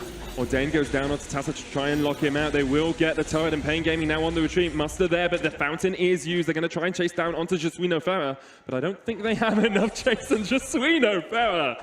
That is bold, to say the least. In the face of the Korean champions, you flash them a kiss and say goodbye. And now Ace, they want retribution. They want a little bit of a fight after they've been disrespected by the Pain Gaming Rona, that they're still unable to find the kills here. And once again, Pain Gaming able to escape. What a great early game from this Brazilian lineup. Yeah, they were able to escape, but I think this is going to be Ace taking down this turret. Falcon Dorian is coming up, but there's not really anything he's going to be able to do at this point. The turret is going to drop incredibly quickly, but now Ace have to make sure they get out. Sir Muster and Jesuino Farah, they did recall, topped up their health, purchased a couple items here. We obviously see the Breaking Point and the Poison Shiv are now both complete on Sir Muster, as well as he's sitting on that level 8 infusion in his pocket, because again, he did just take that opportunity to hit the shot. We've seen a lot of fights between these two teams early on in the games, but when we've had the early advantage for Ace, they are the team that tend to win. It's Pain Gaming who've been able to hold out these games, get later on, and then take the win at the end. We'll have to see if this game sticks to the script or if Ace Gaming are able to overcome this slower early game. This is probably the moment where Ace Gaming is going to really have a huge opportunity to turn things back into their favor. Youngju has completed the Crucible now, and that's really been the downfall of Ace in the past couple fights, is they've been locked up by the Fearsome Shade, they've been locked up by the Holy Nova. We don't have a reflex block on Creation or Tassa, so this Crucible is absolutely key to Ace, and if they are going to be able to pull out a victory here. Muster's going to try and get the Trien, and we'll have to watch that Crucible. We'll have to be aware, because that's not when you want to use it. And now Ace Gaming realize they have to get the hell out of here, because otherwise they're going to get caught out. The wait for it comes out, looking for Creation, the Fearsome Shade as well, but no capitalization from Pain. They're just trying to force Ace back. Muster stepping forward now, tries to get onto Tassa, down to about half HP, but Ace can just wait for the Crystal Sentry here. The Trien will go across towards Pain. That Crucible back up in 26 seconds. We will have to see if Ace are able to slow this game down. The Holy Nova is going to connect, but it's only on to Youngju. The stun coming out as well from the Ordained. Creation in that front line. He's getting chunked out as well. Jesuino Farah doing a lot of work. Has the intervention if he needs it. Has the Fountain as well for the healing. And once again, Ace just have to get away. Yeah, Jesuino Farah did use the Fountain to save himself at the end of that fight, but he does still have that Divine Intervention, as you mentioned. And Pain Gaming, incredibly impressive. We were just talking about the Crucible. Creation's coming in for a flank here. Youngju was very low. Here comes Jaswino Ferrer as well, trying to get the intervention down onto Falcon Dorian. The Crucible used early once again. We'll have to see if this fight continues to erupt. The Ordain onto Tassa. There's the Fountain in response. Ace Gaming try to stay alive, using that Crystal Sentry if they can, but Mustard doesn't give a damn as he jumps in towards that backline, and now Pain Gaming are in a 3v2 situation. Creation's gonna jump in though, trying to get the steals. Can he get these 2 kills at the end? Look at how low both these teams are. Falcon Dorian waiting. He's got the fearsome shade. He pops it out, and he will force away Creation and Youngju, a 1-for-1 trade in the jungle. That was such a crazy long fight. You know, it was really 2 engages that kind of just flowed together into one. You know, as we were mentioning, that Crucible accidentally got popped by Youngju, and Pain Gaming immediately turned their attention. They capitalized immediately on that mistake. They weren't able to find a whole lot, but they end up finding 1 kill. They give up a kill in return, but that's as far as it goes. Neither team really loses out on too much here, and now we're just going to be getting back into a couple rotations, looking for that next fight. Tassa still sitting on just the Dragon's Eye for his tier 3s. He's just now picked up the Clockwork as he had a chance to shop, and the Shattered Glass is complete for Falcon Dorian, but does not have the Echo, does not have the Clockwork, so the timing on his abilities is still a little bit rough at this point. He's tried to compensate a little bit. There's a little bit of additional cooldown in that Crystal Infusion. He's just picked up level 9, whereas Tassa's is now running out that level 8 Infusion, and 10 and 10 on Muster and Creation. Jaswino Ferrer goes in with the Holy Nova. Tassa down so low. There's the gauntlet, but it's blocked out. Wait for it, isn't going to quite connect. Tassa's still alive. Muster low as well, but he's jumping in. He's trying to get on towards that Samuel. He cannot quite take the kill, but the Oblivion comes down as well. There's the Fountain. Is that too late? No, it's not, because Creation's still alive. Muster's dead. Jaswino Ferrer, and it's Falcon Dorian trying to get the kills in response here. They get a 1-for-1 trade thus far. Tassa trying to run away. They're turning their attentions across towards Youngju. That Arden should be able to get away. Once again, it's the Vox and the Black Feather that fall, and we'll have to continue to keep our eyes on Muster, because if he can keep alive, if he can survive for a couple more seconds in one of these fights, if Jaswino Ferrer gets that Echo and gets a double intervention off, that's where Pain Gaming are really going to come online in these skirmishes. Yeah, and one of the decent advantages I would say the Vox has here is he's very likely just going to go right into a Metal Jacket and try to cut down that damage that Creation's able to do. Now, he does have the Piercing Spear. He's probably going to go into that Bone Saw. But again, you know, trying to live long enough on this Vox is key for their success. Creation, however, he's probably not going into a Metal Jacket. He's very likely going into an Atlas Pauldron so that when he can get to that backline, he can try to slow up the Vox's attack speed. If it gets blocked, however, though, the base stats of that Atlas Pauldron are much lower than the Metal Jacket, so the damage trade out at that point should go in favor of Sir Muster. I totally agree with you, and I think just looking at these fights, it's almost astounding, almost unrealistic to see just how well Pain Gaming are playing in this series. Like, everyone expected them to roll over. Everyone expected an Ace Gaming 3-0, and now Pain are saying, oh no, you don't. We're here. We're here to fight. We're here to represent our region and go back to Brazil with that Vainglory trophy as well, and they're well on their way towards it. They have started up the gold mine. A flank opportunity is here for Ace, trying to cut him in from 2 sides, but Jaswino Ferrer is having none of that. He goes forward with the Holy Nova, has the Echo for a double intervention if he needs it. He can pray to the gods of the Halcyon Fold, but they're going to engage onto Tassa instead. Muster versus Tassa, that's the big trade. The immense gold payout goes over to Pain, and now the fight has truly begun in the jungle. The engage from Muster on towards Tassa, but Tassa's still alive. Creation's jumped in, and he's been untouched because Muster's trying to take out the Samuel. Can he get him in the end? Just about diving in, can't quite get the kill, and it ends up being a 2-for-0 trade in favor of Ace. Yeah, that's a great turnaround for Ace. Fortunately for Pain, they were able to get that gold mine down. And I'm actually surprised that Ace Gaming was able to come through on that fight. As you know, you talked kind of that pincer maneuver that came in. I thought they were just going to collapse heavily onto Samuel. We'll get into the replay here. So that gold mine's taken. They have such a clear opportunity to just chase down Samuel. There's not enough speed, and they spent too much time with their damage split up. It allowed Creation to go ahead and build up a couple stacks there onto Jaswino Ferrer. They turned their attention over to Sir Muster. It was very, very close. He did almost pick up that kill on Tassa. In fact, the minion almost killed Tassa as well, but he makes it out alive. He gets to recall, tops his health off. He'll be good to go. And how important was it that just Ferrer was the first to fall? Still has the intervention, still had the echo, wasn't able to get any of those massive, impactful abilities off in the fight. Great stuff from Creation, you have to say, to focus down that target. He had the opportunity. Once again, we enter a little bit of a stalemate in this game. Basically no gold in it. There's 1,000 gold lead for Pain Gaming, but that doesn't matter a jot at this moment. Creation now finished triple weapon item and a metal jacket to try and keep himself alive against Muster. Muster's sitting on the double weapon item and the coat of plates. Hasn't really been able to get towards that metal jacket yet. Here comes the Oblivion, blocked out. Pain willing to continue this trade because they know Muster's getting the stacks. He's at 10. The wounds coming out, the damage onto Youngju as well. Creation and Tassa force back. Youngju's going to put down the gauntlet. They're looking for Jesuino Ferrer. There's the fountain as well. But Ace Gaming are on the back foot. They're having to run for the wins. They're having to get back behind their turret because Pain Gaming are not giving up. Jesuino Ferrer's low, has the intervention, has a fountain left as well, and Pain Gaming can just back away. Will they look for the turret, or will they count this as a win? I think they want a little bit more. They're going for the Treant, trying to get the healing back onto Muster. Tassa takes a massive chunk of damage with the Mad Mojo across the wall. Can't quite get the kill, but Muster isn't giving up yet. He wants that. He takes down the Samuel. He sends him back to the Sanctuary, and now Pain Gaming are diving between the turrets. They do not care that you are the Korean champions. They do not care that you are the favorites for the tournament. They do not care at all. They take the ace, and Ace get wrecked by Pain Gaming. Yeah, I hear some excited fans down there in the stage. Pain has really stepped things up.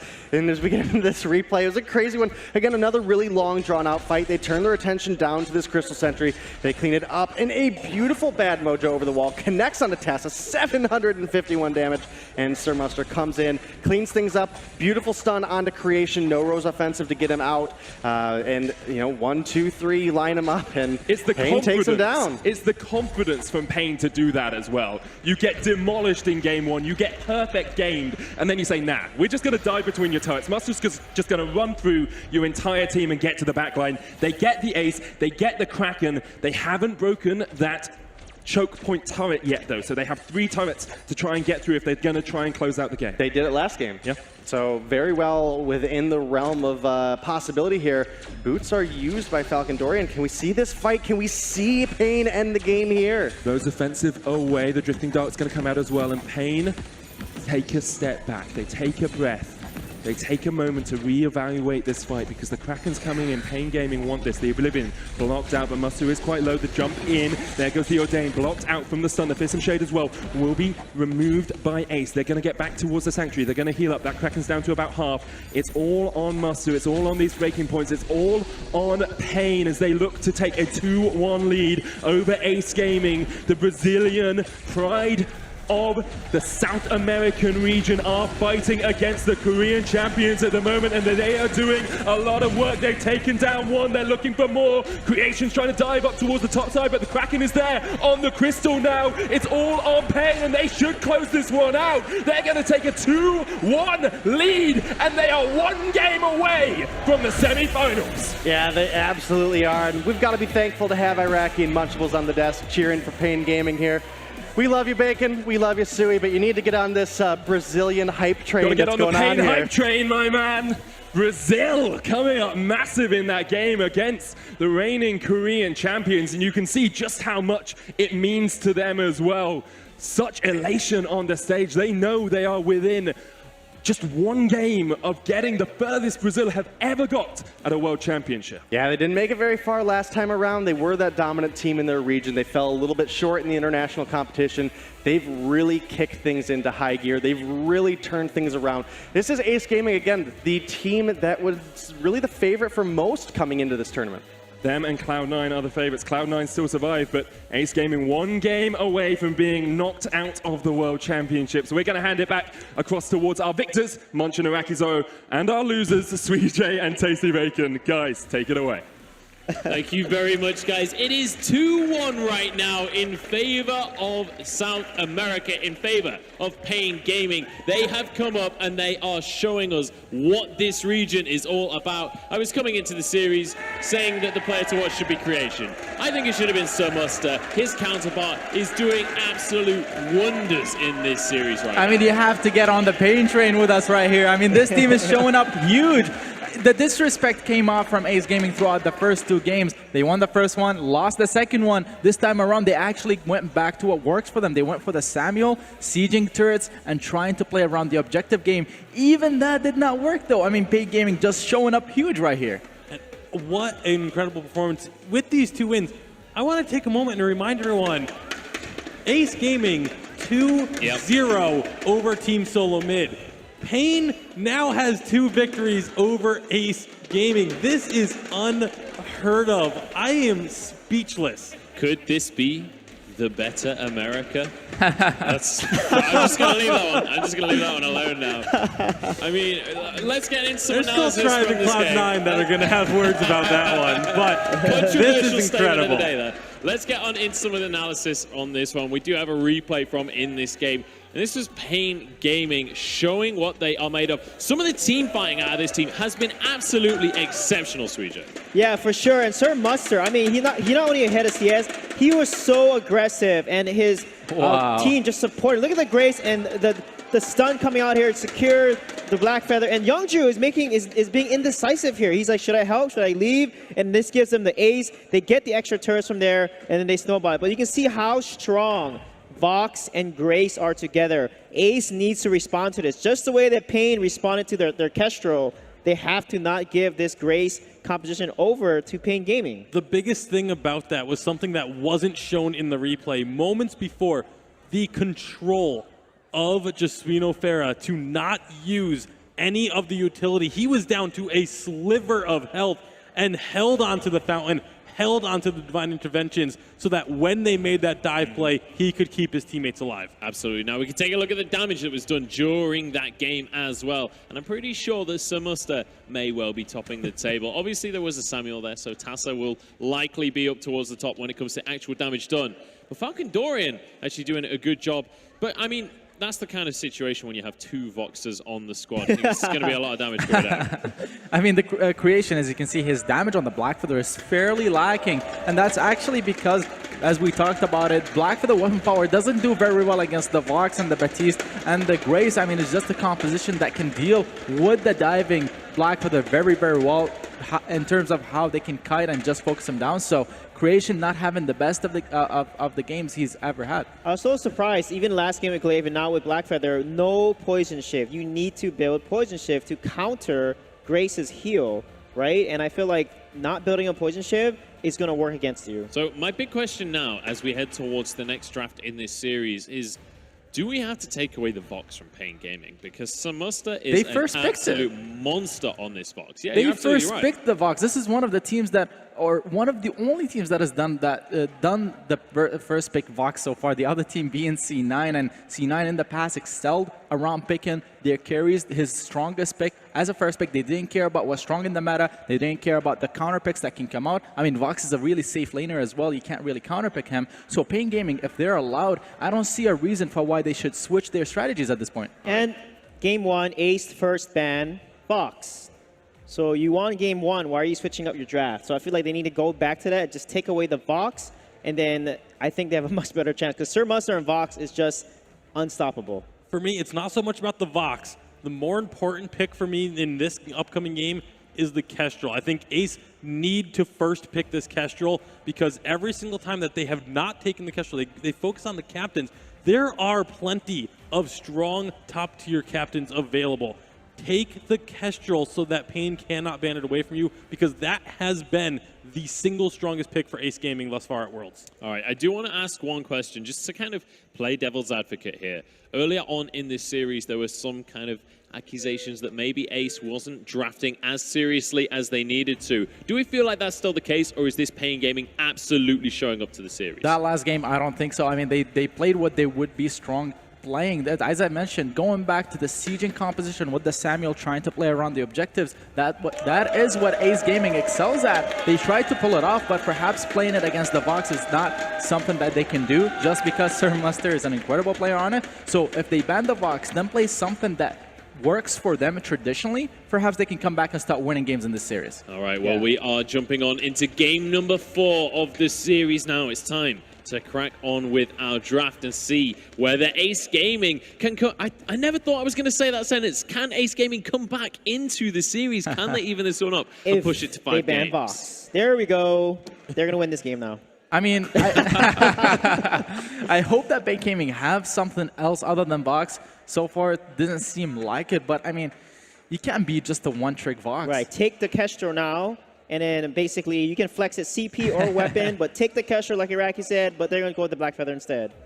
Wow, thanks for miscrediting that one there, Oh, CJ. that was you? Either way, though, Black Feather's still a very, very strong pick, especially in that first pick. Yeah, definitely still a very powerful pick, but it now offers the opportunity for Pain Gaming to ensure that Kestrel does not go over to Ace. I definitely expect that to be their next ban if they don't decide to maybe give it a whirl themselves, but we'll see where they do decide to go without having the Vox available to them. This suddenly now becomes very different. We have to see if they have an answer. So what's also open right now is the Lyra and the Ardent. Pain Gaming, they played Lyra in the past, they played Ardent in the past, so they're going to decide to go with the Ardent. I wouldn't be surprised if they banned the Lyra right here. No, going whack with the Kestrel. I agree with that. I absolutely do agree. I mean, Ace Gaming are looking not the best without that Kestrel. And we have to remember, the winner of this series is going to go on to play against Impunity. Ace Gaming, if they manage to get through, there's a lot of cracks in their shield. Absolutely. Very much vulnerabilities being exposed here by Pain Gaming. And there we go.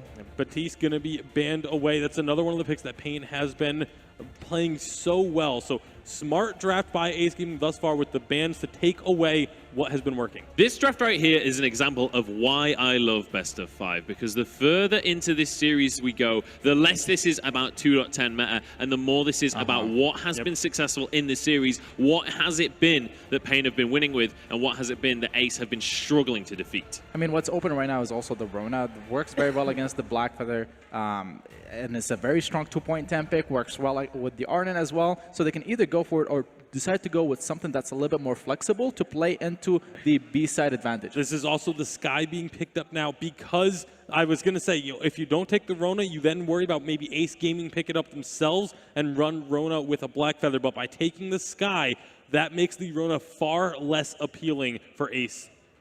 Yeah, so with Sky being picked up, Rona is very risky at this point. So I'm wondering if they're going to pick up potentially maybe a Celeste and run the Weapon Black Feather in the jungle here, because playing a Weapon Black Feather into a Sky could be a little risky, but it could work depending on what type of support. So if they pick like a Grace Captain, I think that would be pretty strong, because Black Feather would be very hard to kill. But then go with Baron instead. Wow. I was going to say the Baron and the Lyra are still open. This plays perfectly back into their strengths. Ace Gaming seems to be a lot more serious in this draft for sure. And with the Baron, the CP, Black Feather, and the Lyra, this is a composition that can siege very well later on in the mid game, as well as just play to the range advantage, kiting away when Sky tries to dive onto the Baron. There is still potential for Pain to find counters here, take something else that can go onto the Baron, because if they just target down one of these two heroes, dive onto them, and make sure that they cannot get away, they can still find ways to pick up victories in team fights and prevent themselves from getting punished. Yeah, and those picks would be Reza, Taka, Kashka. You need an assassin. You need someone that can get onto that Baron, because that's what counters Baron. A melee hero that can get onto him, do a lot of burst damage, force him to disengage, and play defensive versus playing offensive, and allow the weapon power Sky to then also jump on the Baron. So let's see if those three picks will come out here for Pain and play CP jungle and a weapon Sky lane. You also just need that mobility so that you can chase onto either the Black Feather or the Baron, and it is going to be Taka coming through for Pain Gaming. I love this draft they have put together by both sides, really. These are two incredible drafts, and it is going to be an amazing matchup. Yeah, this is going to be one heck of a game to watch. Tassa going to be this Pain Gaming going to be locking in that Taka in the end. That is a pick that we don't see all too often. It's a very specific pick. It's something that you pick into certain scenarios. Is it going to work in this game, though? Is it going to be enough to shut down this Baron? I mean, honestly, as long as they get to mid-game without Taka falling too far behind a Black Feather, Baron doesn't have too many peeling tools on the side of Ace Gaming. The only thing he has is the Bulwark and the Sigil from Lyra. Black Feather doesn't provide anything, so if Taka gets on top of the Baron with the Mortal Wound that comes out from the Extractor as well, he can easily take him down with Sky following up with the damage. And not only that, but you say if he can get to the mid game, he has all the tools set up to get to the mid game with an advantage because Blackfeather's clear speed is not that great, whereas Taka, with the extra movement speed he gets from his heroic perk, can clear through the jungle very, very quickly and get onto the enemy side and try and start stealing camps away. I think Pain has a very strong mid game. Taka level 6 is going to put so much pressure onto the lane against Baron, but however, late game Lyra, the amount of heal that she's going to give, that's going to counter the burst damage from Taka and allow Baron to survive long enough to do a lot of damage. And then with CP Blackfeather too, he scales really well into the late game, and Tasa is amazing on CP Blackfeather. So let's hope I'm right with this time with this prediction. I'm going to go with Ace Gaming. All right, well, before we jump on into the predictions, we are just solving a couple of quick little technical hiccups on the stage, so we should be with the game very shortly. Guys, if we do, in fact, I believe the game is actually ready. The hiccups have already been solved, so very quickly, I want to ask for your predictions. You've already said Ace Gaming coming this one through? Yes. Tasty Bacon. I'm jumping on the bandwagon. Let's go with the Pain train. This time around, I'm going to go with Ace Gaming just because this is a strategy they've played a lot of in EA. Just protect the Barons, scale to the late game, then play around them. All right, we'll see if that can come to pass. It's time to pass it over to our casters once again. Medic and Denominate, please take away Game 4 of this quarterfinal. Thank you very much, Munch. And what a game it's likely to be. I just want to say, Irakizo, you disappoint me. You flip-flopper on the desk. Could have just stuck with the Pain train, you never know. Probably going to take this one 3-1. It's an exciting game. We've got Attacker in it. That always makes me happy. Yeah, I might actually lean a little bit towards Iraqi Zoro's decision on this one. I think the draft that Ace have put together here is incredibly strong. I don't think the crowd agrees with you, Denone. That's fine. Crowd are all aboard that. Maybe Pain the crowd will train. prove me wrong. Maybe Pain will prove me wrong and take 3-1 over Ace and eliminate East Asia from the Vainglory Worlds in both the group stages and the quarterfinals respectively for Rox and Ace. It would be incredible if East Asia, the reigning world champions, were eliminated in this quarterfinal stage, and if Brazil could get all the way to the semifinals. We're going to find out if that's going to be the case. It's 2-1 in favor of Pain Gaming, and we are on to the Halcyon Fold. Yeah, I'd love to see Pain come through big here again. They did come to Worlds last year. Weren't able to find a whole lot of success, but man, have they made a name for themselves this time around. Obviously, last year it was under Red Canids. Now, Pain Gaming, and they're bringing the pain consistently against Ace here. Starting up the Elder Trient early on as well, forcing Youngju off, and you can hear the Singaporean crowd have already seen Impunity have an upset earlier on. They want another one. They want Pain Gaming to take this 3-1, and what an upset it would be.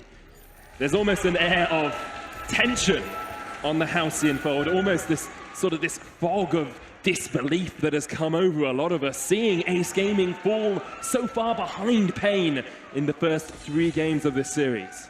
Yeah, absolutely. And I think Pain do have a reasonable draft. It's just a little bit hard to execute on, specifically looking at the fact that it's a Taka and an Arden into this Lyra. When Lyra can make it very difficult for all 3 heroes on Pain Gaming. You can restrict the movement that this guy has. You can actually block out the abilities that Taka has, as well as the gauntlet coming out of Arden. That Bright Bulwark so useful at stopping that additional momentum, and that can provide a lot of time for this Blackfeather and Baron to ramp up their damage. A lot of burst. If Pain Gaming can survive through it, they might be able to shut them down. Pain Gaming looking to survive through the Ace Gaming onslaught. We have seen them fall very rapidly before, but the last 2 games have been absolutely indomitable stuff from them. It's interesting to see the way that Ace Gaming's attitude has changed throughout the series as well. Up until this game, they were very jocular. They were laughing before picks and bans. They were laughing after the games as well, but you could see how serious they were coming into this matchup. Tassa's going to push forward a little bit here as Falcon Dorian's going to find him out.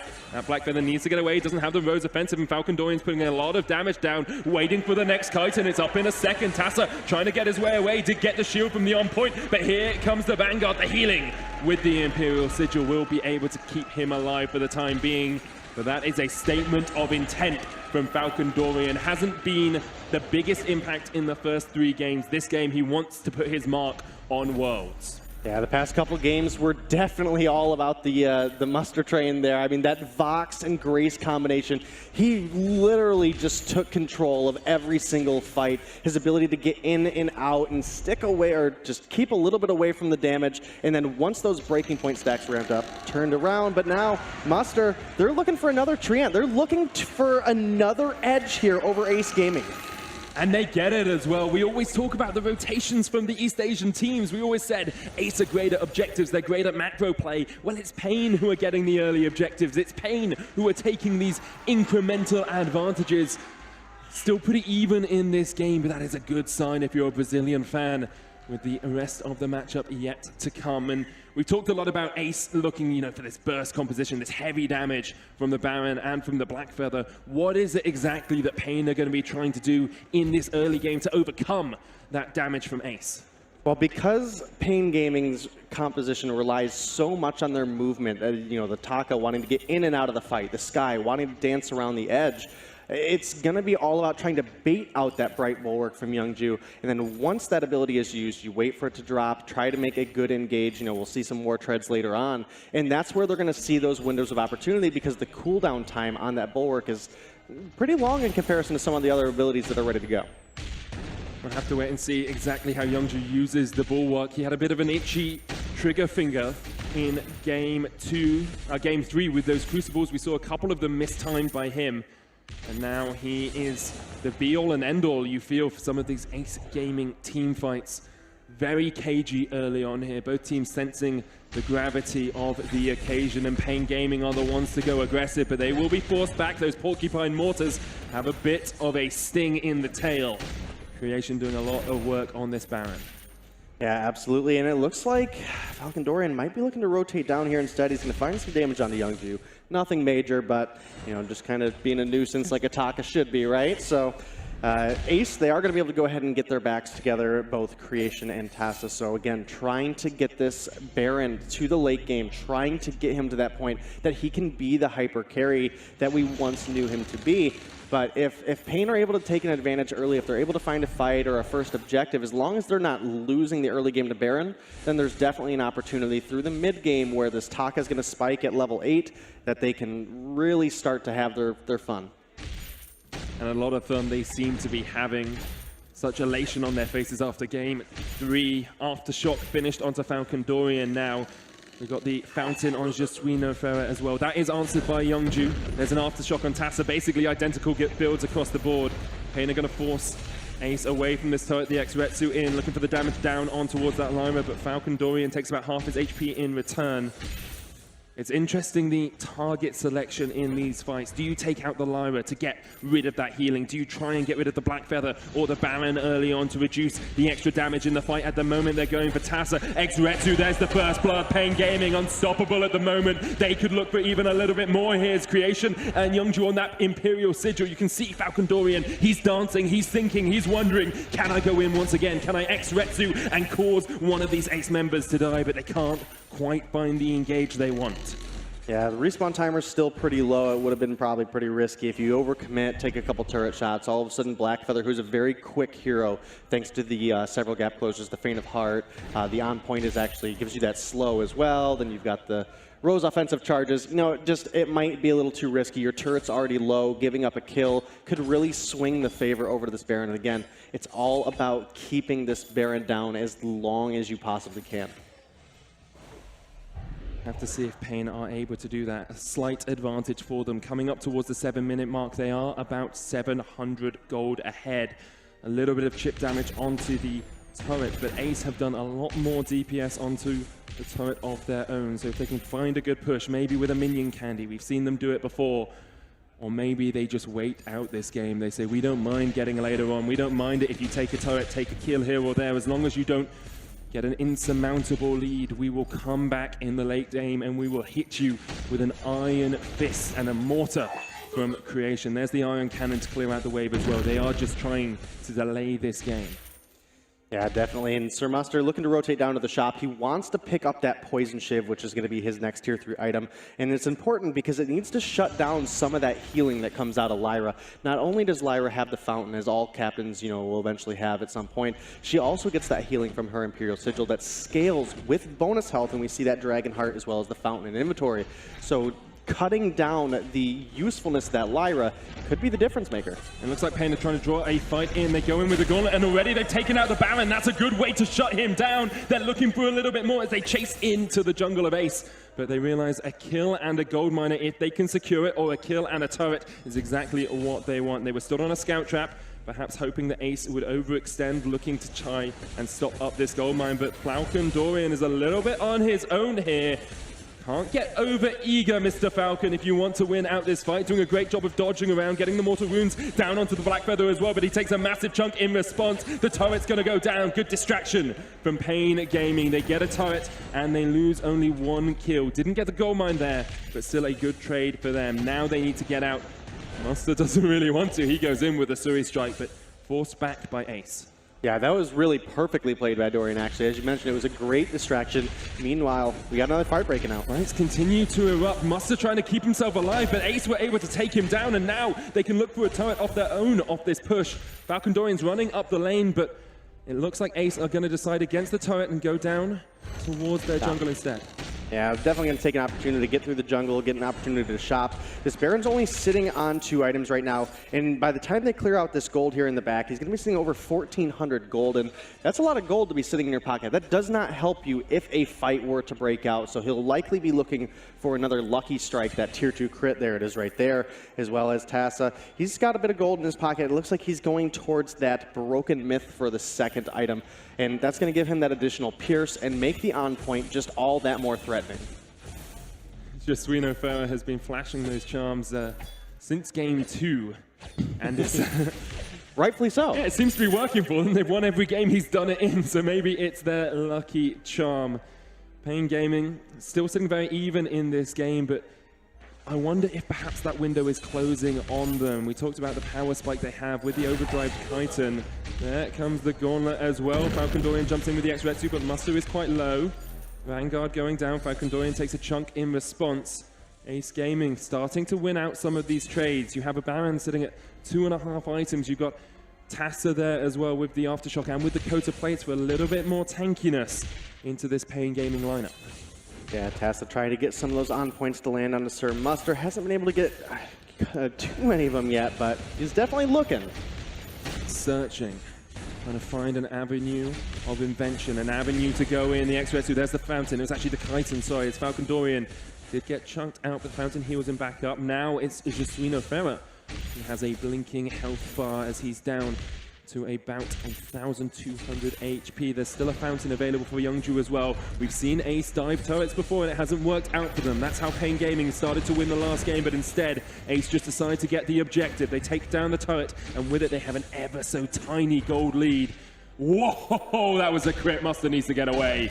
Get the hell out of there, Muster, because otherwise Ace are going to chase you in. There's the Arcane Passage. Has Youngju overextended because the healing Triet is on Muster. Takes the passage back. Youngju trying to heal himself back up with the Sigil and will have just enough. This game is on a knife edge denominator, and bit by bit, Ace are sharpening their swords. They're getting these items. They're building up creation. And it can only be a matter of time. 3 items now on creation. Double Tyrants and the Sorrow Blade. Yeah, Sir Muster, with the healing flask that he was able to use, as well as picking up that Treant, they were able to heal him back up to full. He didn't hit the back. He only made it out on a sliver of health, almost by luck, but they are able to make it on out. Falcon Dorian has the Aftershock and the Clockwork Complete, so he'll be able to get around the fight a little bit easier. His cooldowns are going to come up a little bit quicker, and in that case, because your abilities are coming up quicker, you're able to get that Aftershock proc off a little bit more frequently in these fights as well, giving you a bit more damage. It seems very important that Ace Gaming are able to track that Taka Flares have just been picked up by Youngju to try and catch him out in the fight. There's the gauntlet. They go in for the re-engage. The bright bulwark comes down. The stealth. But look at the damage on towards Falcon Dorian. Doesn't really have a lot of armor yet. Just sitting on the light armor. No coda plates for him. And another crit coming out. There's the first kill. X-Retsu goes down. But already the double for creation. And this is exactly what Ace wanted. Pain get destroyed. And Ace get 3 kills for their own. Yeah, they do. They're up 5-2. Pretty slow game as far as the kills go. We're only 12.5 minutes in, but it's looking to be a gold miner for Ace. It's looking to be that second turret for Ace. Let's get into that replay because this one's a fun one to watch. The Baron damage is coming through so strong here. 542 damage, 542 damage.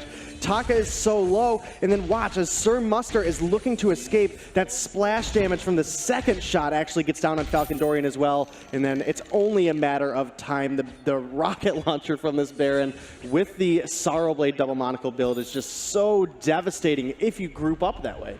It's the power of the jump jets as well, getting those 2 auto attacks off incredibly quickly after you use that ability. And now we start to see Ace really coming into their own this game. You have to remember how important this game is for them. If they lose it, they are out of the World Championships. And what a state of affairs that would be for the East Asian region to have everyone eliminated before we even get to the semi-finals. One of the favorites for the tournament now showing us just how try-hard they can be, just how devastating they can be if they get their hands on a game.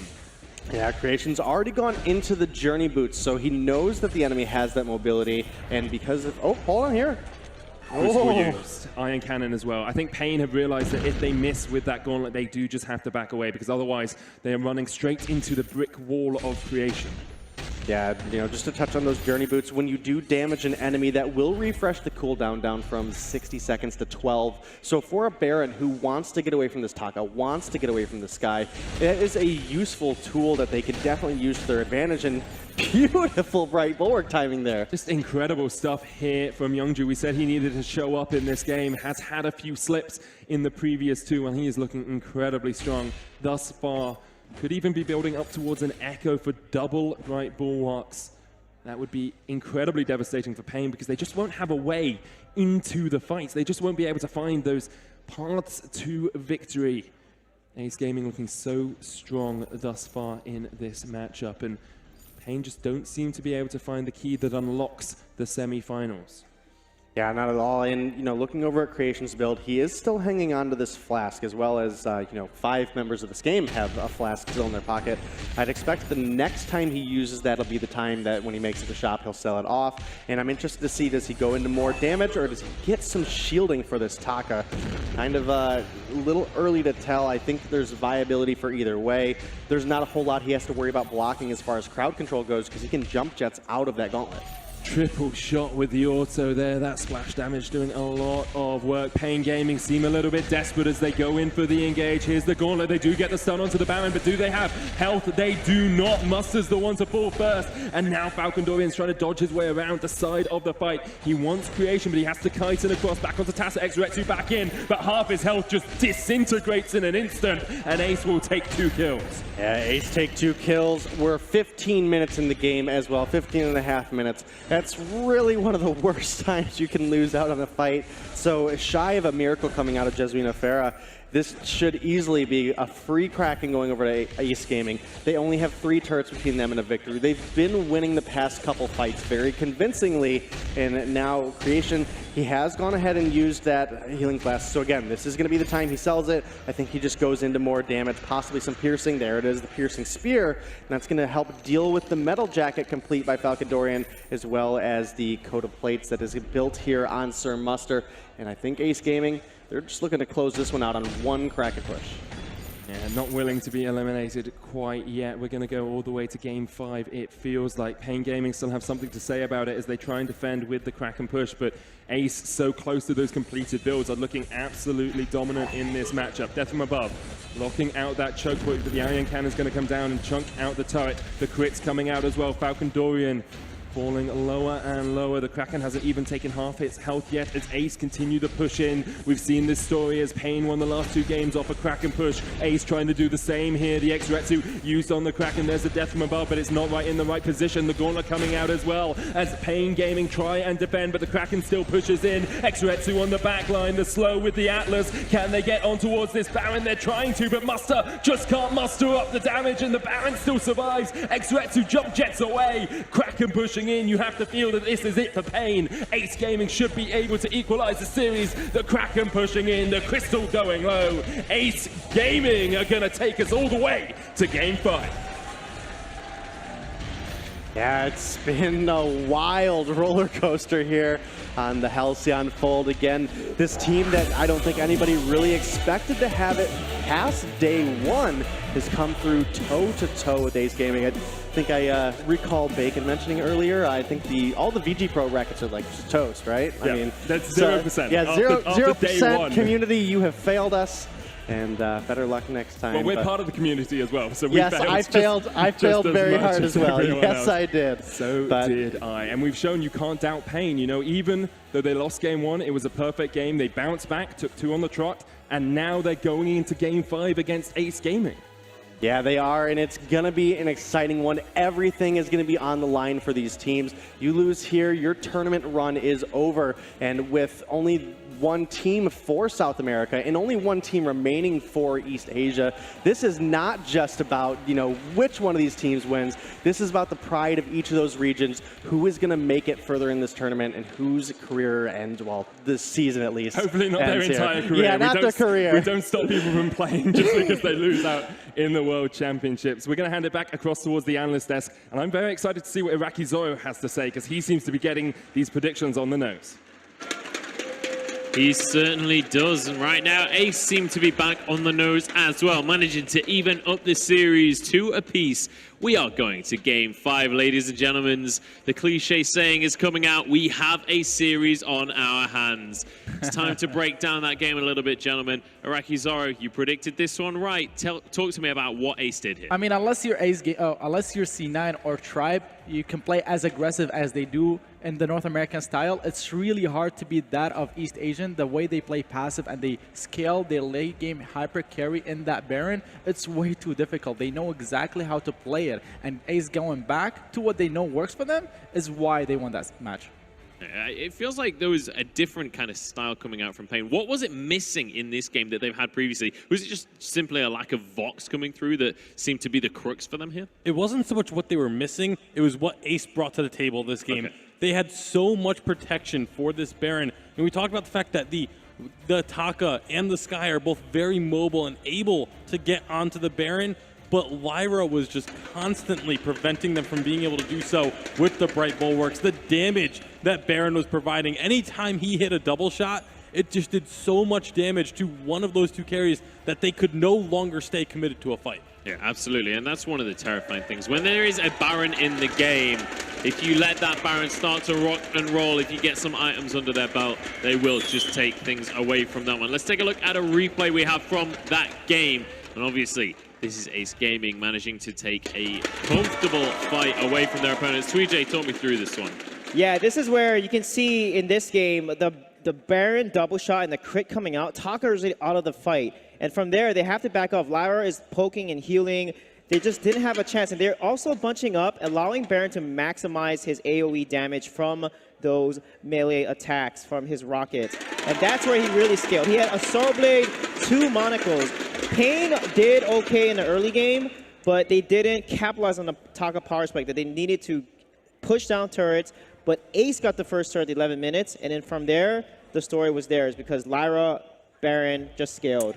All right, we're jumping straight into Game 5. We need to get this series tied up with a bow. Pain Gaming, 2-2 right now against the Korean favorite, Ace Gaming. This, well, I mean, what a time to be alive. What a time to be watching Vainglory right now. Pain Gaming on the A side. Let's see what they back.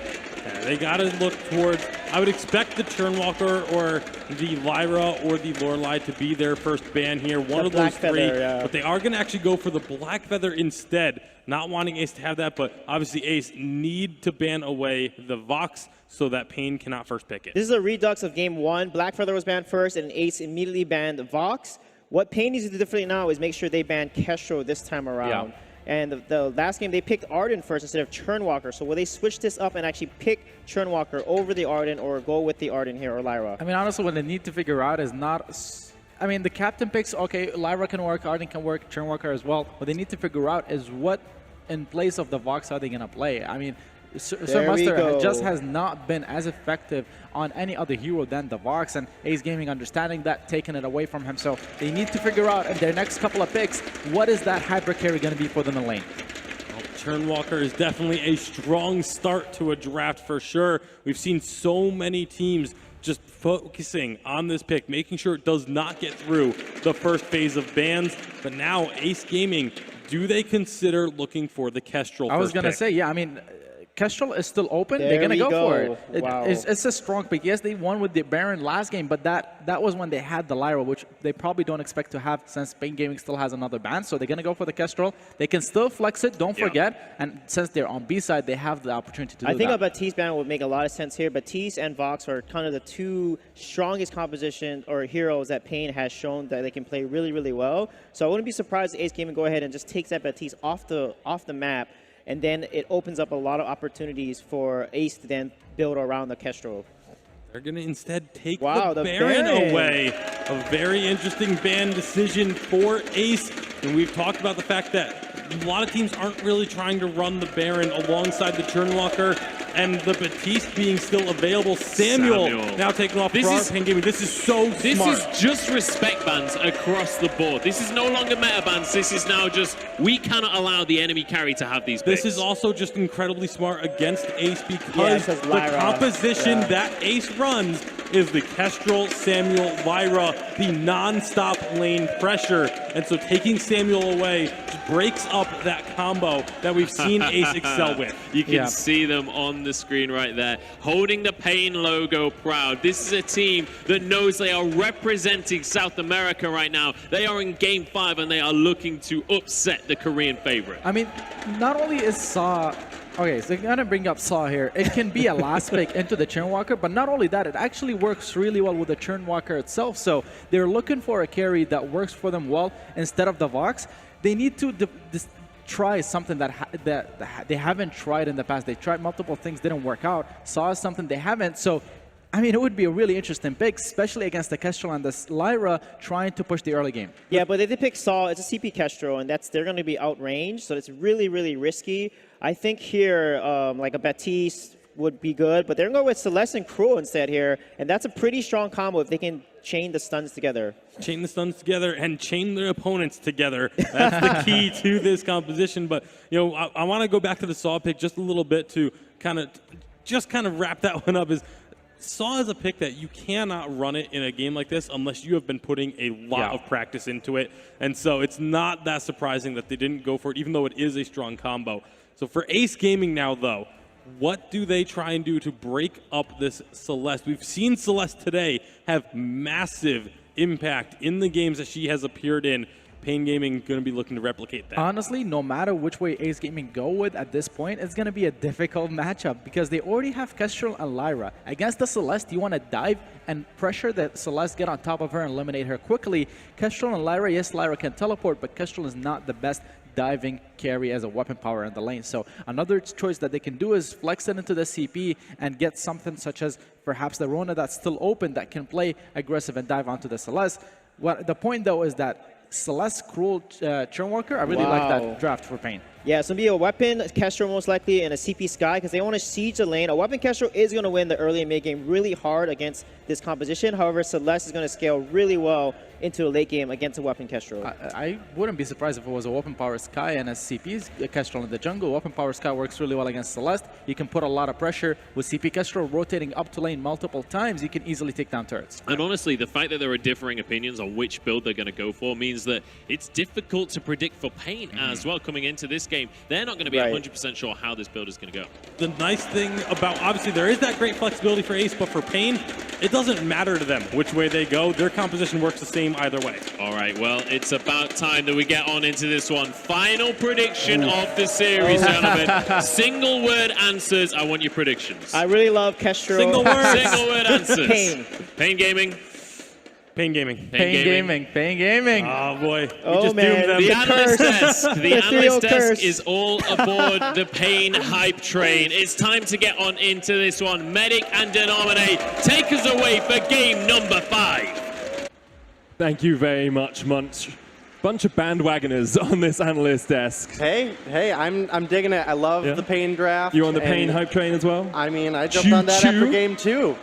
We'll have to wait. We'll have to wait and see if they're able to take it over Ace, who looked very strong in that last game, you have to say. But the draft is going to play such a monumental role coming into this final game. It definitely will. We've seen Muster have such a massive impact on the Vox, so much so that Ace have banded away from him every single game thus far. And Celeste is a very different playstyle, but a very powerful pick, especially if you can get her into that mid and late game phase where you overdrive the Heliogenesis, get that additional range. You can make it very difficult for that Kestrel to have any kind of play in the game. Well, for the Kestrel to have some play, we have to get onto the Halcyon Fold. It's game 5 between Pain Gaming and Ace. And I don't think anyone would have predicted that we would be here. What an occasion for the Brazilian fans. What an occasion for the fans from Korea as well. They are one game away from making it to the semifinals. There they are. It looks like we might have a little bit of a skirmish already getting ready to break out here. Both teams are down here at this treant. Both teams just dancing around it a little bit here as well. The back and fronts are going to get taken. Muster there as well. Falcon Dorian was waiting in the bush, rocking that heroic perk. The treant down to about half. Is Youngju going to go for the steal? Imperial just doesn't get it. Pain Gaming draw first blood in this game. They secure the treant, and perhaps that's a good sign of things to come. More like a first scratch. Yes, yeah, first scratch. First scratch. A little bit of a nick in the armor that Korean teams have built up across the years. Have to remember that it was Rox Gaming who took the title last year. Rox Armada. Rox Armada. I've said gaming a lot in the course of these 5 games, so they caught in my mind. They beat TSM. Both those teams now out of the tournament. We are going to have a new champion this year, and could it be Pain Gaming? Could it be Ace Gaming? We'll just have to wait and see, because one team is going to the semifinals and one team is going home.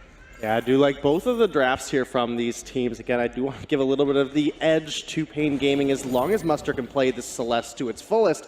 But we saw Tassa already today on this Kestrel. And as we mentioned it, it's almost like his Kestrel has just a targeting ability. It's not a skill shot. It just they're landing every single time, able to take the positioning, dance around the fights, get those shots past the people who, the captain who would be body blocking it normally. And it's really going to come down to the mechanics and who can get better positioning. I think they both have a draft that has advantages over one another. So what are the advantages that Pain Gaming have? Because all the analysts went for them. You're saying you think their draft perhaps is a little bit stronger. What is it that actually makes Pain Gaming's draft so good?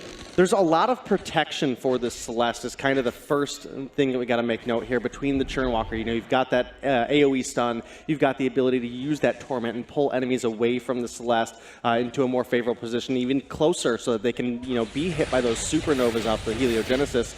And then as Celeste gets to level 8, you overdrive the Heliogenesis, you get the additional range, and that makes it very easy to zone out other range targets that you just have additional range over. In this case, both the Celeste and the Kestrel in most cases. Pain Gaming able to take the treant there as well. We'll have to see if Pain are able to keep that arm's reach from Ace, because Tassa has shown us how aggressive he can be throughout the course of this tournament, especially on this Kestrel. The burst that he has, the aggression with the active camos, creation as well, dancing around dodging as much as he can with that lock on, the extra movement speed, the Suri strikes. They have a lot of repositioning on the side of Ace, so there is the opportunity for them to dive on this backline if they can get there. Tassa waiting in the wings here, looking for the glimmers, just trying to force Pain away from the turret. Yeah, pretty early on in the game, though, and it's very difficult this early for Kestrel to maintain her energy if she's not maintaining the adrenaline stacks. So he's going to have to back, going to top off some health and some energy there. Going to go into that Shatterglass first, I'm going to presume, you know, with the build path he's going. That's also what he built last time. I'm interested to see if he does go into the Clockwork second item again. Again, the energy regeneration is very needed here on this Kestrel if you want to be able to keep up those active camos as much as possible and keep up those glimmer shots coming out. And that's going to be important. This Kestrel has to have a presence in these fights. If she doesn't have energy, then it's going to be just a matter of time. Kroll's going to get onto her. The Celeste able to drop those Helios. And again, both of these carries are going to be very low defense, building heroes. The Sky may build both armor and shield, but the Kestrel is very likely just going to go into a reflex block. So if they get caught out in a fight, they are likely to die. You've got the From Hell's Heart, you've got the Core Collapse as well coming out. So you've got the ability to land these stuns. You've got the Trespass. If the Churn Walker can get a few hook and chains down, there is that CC chain. We used to talk a lot about double CC, triple CC compositions. That's what Pain Gaming have here, the ability to lock down multiple members of Ace, but you have to hit those skill shots and you have to catch Ace off guard, which is not something we have often seen throughout this championship. No, and as we're talking about stuns, I do want to kind of make note of a little bit of an interesting interaction here. There's more reliable stuns on the side of Pain Gaming. That Trespass is targeted. The From Hell's Heart is a very quick ability. If used at a surprising moment, can be very easy to land, versus the Active Camo and the Death from Above are the two crowd control abilities that we have coming out of the side of Ace Gaming. Those are a little bit more difficult to land. They're more zoning potential coming out of them, and there's one shot, one kill. They're already landing 100%. One shot, no kills. Still 100% though. Able to get the damage down. Creation takes a chunk as well as Pain Gaming look to pressure on towards the turret. Celeste so good at damaging turrets, of course, with the Helios and the Supernovas coming out. Do need to overdrive that ability first for the extra range, because otherwise, 2 more levels. We'll have to wait for Mustard to hit that spike, and both these teams seem willing to wait out this early game. You've got the Celeste scaling up, you've got the Kestrel scaling up as well. Is there a point at which one of these teams is really going to go all out, or are we just going to wait for someone to make a mistake?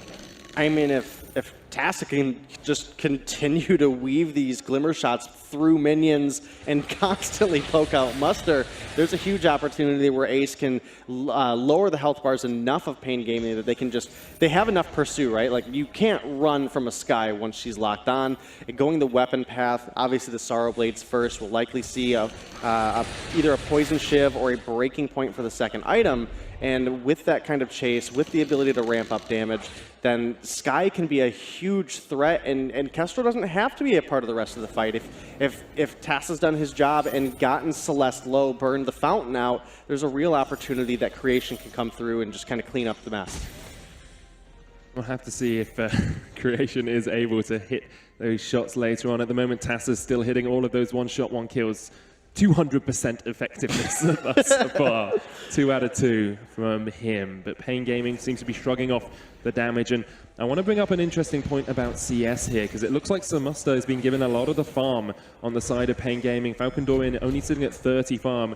Where you look at Ace Gaming, they seem to be spreading it out a little bit more. Creation and Tassa sitting a little bit higher. But if you can get that Celeste towards that 3-item build, towards those 4 items a little bit quicker, that's really where Pain Gaming's composition comes online. Yeah, and we've got the Shatterglass and the Clockwork online, so the Helios will pack a huge punch, and they're going to come out so much quicker, as well as now level 8. We are overdriven on those Heliogenesis, so they have the additional range. Oh, I missed one! Oh, no!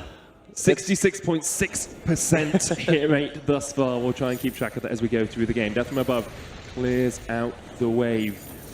There's the From Hell's Heart. They get the stun into the chain CC. The Trespass is huge, and Pain Gaming just go incredibly aggressive in the lane. Surprised to see Creation not block out that first stun. Did have the reflex, did use it, but was just caught out by some great play from Pain. Like I said, it's a fairly quick ability. When used at close range like that, it can be difficult. There's a lot of things going on. You're looking out for the heliogenesis that are zoning you out. It's very easy to miss that windup, and that's Pain Gaming taking first turret over Ace in Game 5, using this Celeste to their advantage, and this fight might not be over. No, Tassa continuing to be aggressive. There's the Solar Storm as Muster realizes he needs to get away. Tassa's still sitting on that Shadow Glass. The one-shot, one-kill does connect, but it's an Ace Gaming member who falls. Creation goes down once again. He's died twice, and Falcon is not done. He wants to kill onto Youngju. Muster chasing in. Jesuino Ferrer is low, and perhaps Pain will realize they perhaps need to disengage. The damage coming out from the Helios on towards Tassa as well. Pain Gaming saw a window of opportunity and they jumped straight through. They defenestrated Ace Gaming. They took those windows out of the wall and they took 2 kills and a turret on top of it. Yeah, and now that we got a couple seconds of downtime here in this game, that's actually been quite a bit of fighting breaking out. You're talking about it earlier that they're putting a lot of farm into this Celeste, and it's because the Celeste is going to be that true hyper carry. The Kroll, he has a Sorrow Blade, but the majority of his usefulness is just to be a nuisance. You build up the weakness stacks coming out of your Spectral Smite. You can reduce the outgoing damage of your enemies, as well as, again, the crowd control. Here we go! Another great from Hell's Heart. Falcon Dorian being a pain in the ace here for Pain Gaming. Looking for Creation as well. Chased away. The death from above is going to come out, but Creation now caught in a bad situation. Tries to jump forward. The Solar Storm's not quite going to connect, and Pain unable to find too much more out of that, but Falcon Dorian is absolutely devastating early on this game, looking to take away a Crystal Sentry as well. This is superfluous stuff from Ace, absolutely superb. Yeah, it definitely was. That was almost another kill going over to the side of Pain Gaming. The Torment came through just a split second late, almost yanked Creation back into that core collapse.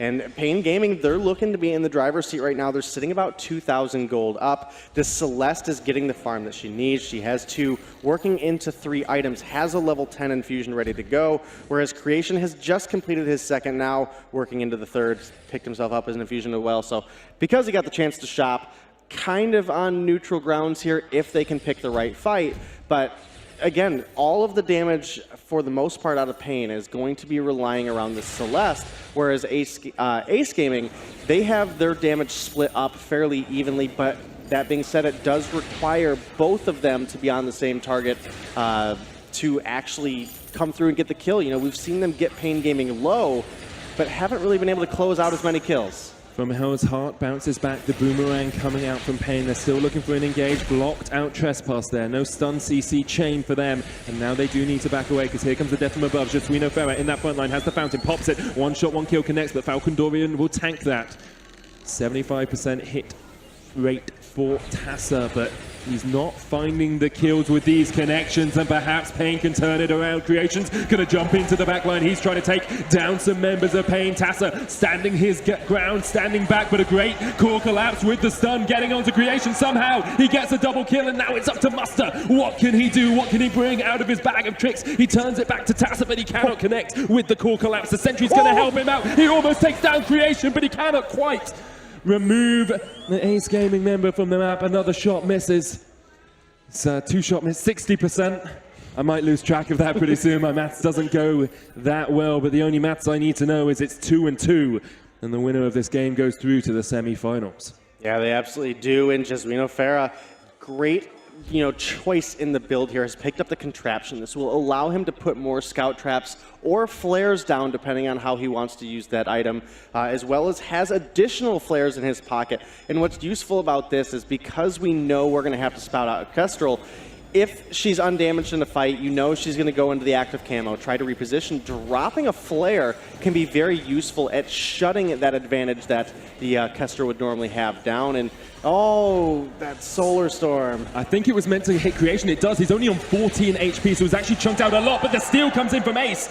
Great stuff from Tassa. Creation almost died trying to stop the turret. That's so unlucky for Muster. Had that third completed item, thought he could kill Creation, but Creation now picks up an Aegis because he doesn't want that to happen again. Just a sliver. So unfortunate for Pain Gaming. If they would have been able to pick up a kill on the laner there, they likely could have taken down that gold mine and then moved right up into the lane onto that turret. Creation, you got a little bit lucky there, buddy. So slightly, but sometimes a little bit of luck is all you need to win out these games. One shot, one kill, hits onto just We Know Farah. Here comes the flank, jump in with the Arcane Passage, but a great stun straight onto the face of Creation. Here comes the death from above, it is not quite going to connect, and Pain Gaming are kiting beautifully thus far this fight, but here comes Tassa. He's not giving up the ghost on this fray just quite yet. The Fountain comes out to heal up Creation, and now Pain Gaming need to decide, do they move forward or do they move back? That is the choice they will make. Both they and Ace call a truce for the time being, but how close are these fights? How close is this game? How tight are the margins of victory? It's a game of inches. It's a game of 14 HP. And both these teams know all it takes is one mistake to lose it, or one outplay to win your spot in the semifinals. Yeah, and it just cannot get any closer than this game so far. As we see Ace grouping up, we're at that point in the game where the teams are going to stick together at just about all points. You might see one of the captains, reach out a little bit and try to get some additional vision with their body, but we'll just have to see what ends up coming through here. Creation. The stun! Oh, it no. lands! The scout trap! It was enough! They get the kill, and Pain Gaming's vision control is huge. We talked about the contraption. That's exactly what it can do. But the answer back from Ace, they're not done. Here comes the Pain. Who's going to gain in this fight? Creation's doing a lot of work. Great block, though, on the trespass. Now it's up to Muster to try and pull himself back. A superb torment. Just We Know Farah sacrifices himself to keep the Celeste alive. Yeah, unfortunately, that fight broke out without the captain, without Jesuino Farah there. They were able to pick up a beautiful kill very quickly, but at what cost this late in the game? Sir Muster gonna make it out, but you are playing with fire right now, sir. Oh, the crack with a beautiful body block. Kraken's on the side of Pain Gaming, as a lot of the fans here, it would seem. Ace 4-4 coming into the 16th minute of the game. 300 gold is all that separates these two behemoths of the Halcyon fold, and both these teams have proven their might today. They've proven their worth, but only one of them can take the spot in the semi-finals. Wartread's finished now on towards Youngju, looking for those engages. Pain have been great at getting the disengage, but if Muster gets caught out, you have to feel perhaps that would be it for Pain Gaming. Yeah, definitely could be, but if they get an opportunity where they can fight as a team, we know they can take down Ace at this stage, and they might be looking for it right now as Jesuino Farah is coming up. If they can find a kill onto Creation, that's going to be the key target they want to find. The Crystal Kestrel shouldn't have enough if Sky dies to actually clean up a 2v3 fight. That'll give this Celeste and Kroll an opportunity to bring down the Kraken, and they'll do it quite quickly indeed. Earlier on, we talked about that 4-item spike as well for Muster. He's there. Broken Myth, Shatterglass, Clockwork Eve, Coated Plates just to back it up with a little bit of armor, but you have to feel that if he survives throughout a fight, he is going to be devastating. Creation, about half an item behind, but he does have the Aegis, so I'm going to give him that. I don't like defensive items, but sometimes you do need to build them, especially since we saw Creation get caught out earlier on, and Pain Gaming are looking to catch him out once again. The damage from the Supernovas is gargantuan, but so is the healing out of those Imperial Sigils. Yeah, it definitely is, as Jesuino Farah coming up here into the lane. Both of these captains still level 10, so we don't have any overdrives on the alts for the captains yet. Will be huge, though, to see, once those come out. Obviously, we'll get some additional cooldowns for these heroes, and it can really change up the way you make your engages. Another one-shot, one-kill going to miss there, but I don't think they're out of the water yet. Pain, they're looking for this opportunity, and with the range that they have out of Celeste, they could definitely find one. You can see Pain just poking into the darkness, saying, are you here? Are you here? Can we catch you? They need that first CC. Maybe Muster oversteps, but no, he's willing just to put the Helios down and step forward towards the face of Ace. No fear, just fight here from Pain. They continue to defy expectations. They continue to challenge the Korean champions, and Ace Gaming very much on the ropes in this series. Good connection.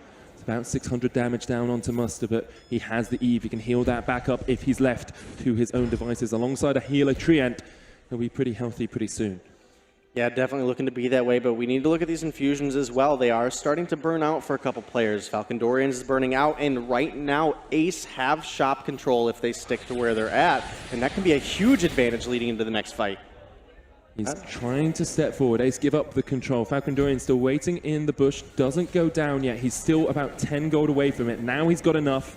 Kraken started. Falcon Dorian, are you going to get another infusion, or are you going to wait for just a moment? Ace Gaming smell blood. They smell an advantage. They smell an opportunity to jump in because the Kraken is going lower, down to about half HP. Pain Gaming and Ace.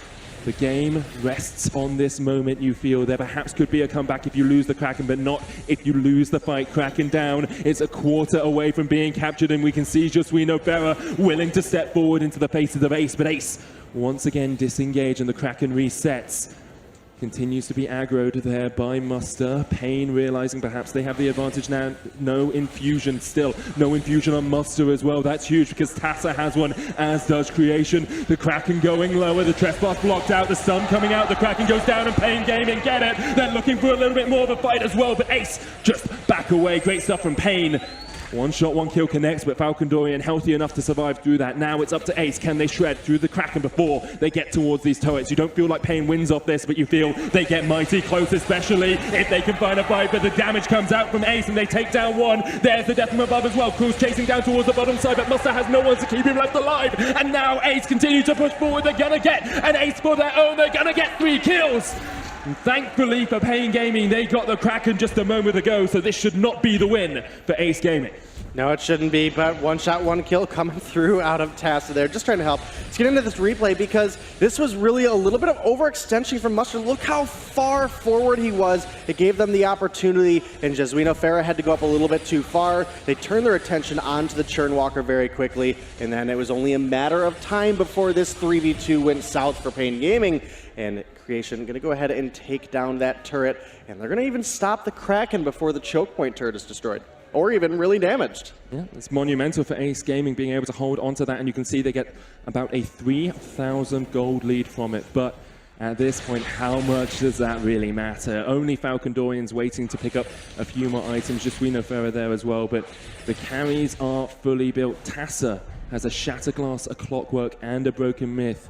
If he can find a catch, if he can find those glimmers, thread them through onto Muster, he will absolutely melt through that Celeste. Jesuino Ferrer with the Echo here as well, perhaps looking for the double trespass or the double torment, because you lose those hooks and chains after you use that ultimate ability. Yeah, another one shot, one kill landing onto Sir Muster, taking him down about a third of his health, and no Treant to take this time, so they're going to take the opportunity to just recall, top up some health. There's a metal jacket now complete for Sir Muster, but he doesn't have any shielding to prevent the damage that Tassa has been able to put down on him in every single one of these fights. So it's a clear window that Ace need to use to their advantage. If we can get this Kestrel onto the Celeste, we can blow her to pieces. There's no real defense here, and there's a pretty sizable amount of crystal power built here. We have the Broken Myth, Clockwork, and Shatterglass ready to go, as well as Creation sitting on 4 offensive items on this weapon sky, a level 12 infusion, all of Ace Gaming infused, and only Sir Muster for the side of Pain Gaming have one. So they have to be cautious as they approach this next fight. The last time we saw a really good fight for Pain Gaming was when they had that vision control, when they had those scout traps, and they were able to catch Tassa out early on in the fray because he went into the active camo and then was spotted by a scout trap. They don't have as much vision at the moment. You can see Jesuino Ferrer is trying to get some scout traps down, but as soon as he puts them further up in the field, they get cleared out. And now with the Kraken spawning, it's Ace Gaming who have control of the middle of this jungle. Yeah, they do. Kraken's back on the board 22 minutes into this game.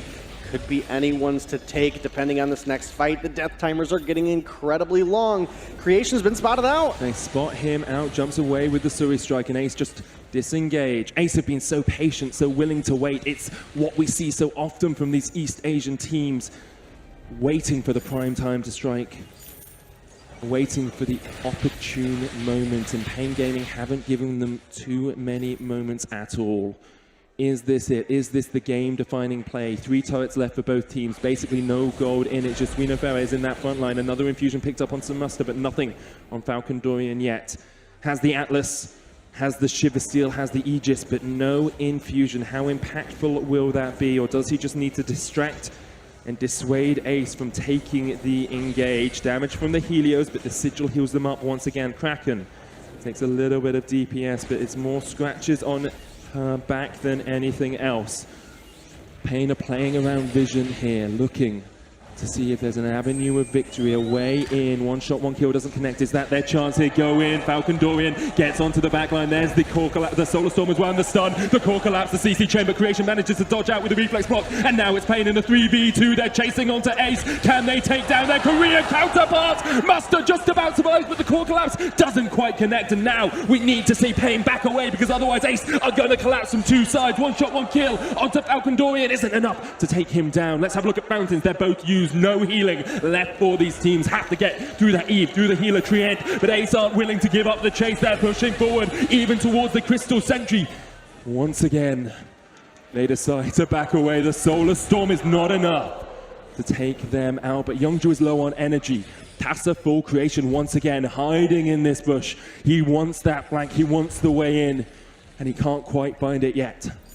No, that was a crazy fight that broke out there. The Solar Storm did a good job coming through at the end. You know, it did hit Tassa. Wasn't quite enough, but the fight really broke out well when Falcon Dorian, took that opportunity, got the From Hell's Heart, was able to stun up that Kestrel. They weren't able to close things out. In fact, they almost dropped Creation. They turned their attention very well onto him.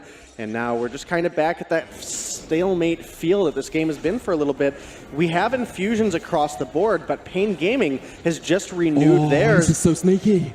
Are they going to get this, Denominate? Are they going to sneak it away from Ace Gaming? Ace had realized now when they go in, Active Camera's been used, the Kraken is low, there's the 1 shot, 1 kill, and the Kraken goes down! Pain get it! Last time we saw a fight, From Hell's Heart does connect onto Creation, he gets the reflex block in the end, but Pain Gaming can just back away. They've got the Kraken, they can win a fight underneath the turret, they've got their second Kraken of the game, and 25 minutes in, Pain Gaming are looking to start to secure this. They need at least that choke turret, they really need a lot more. They need to take down that Crystal, because they want their spot in the semi-finals. Yeah, what's a little bit unfortunate is they did take damage when the Kraken was taken, so they lost that health buff. And meanwhile, Youngju's been able to just use that Imperial Sigil, top the team off. So Ace are in a much healthier position.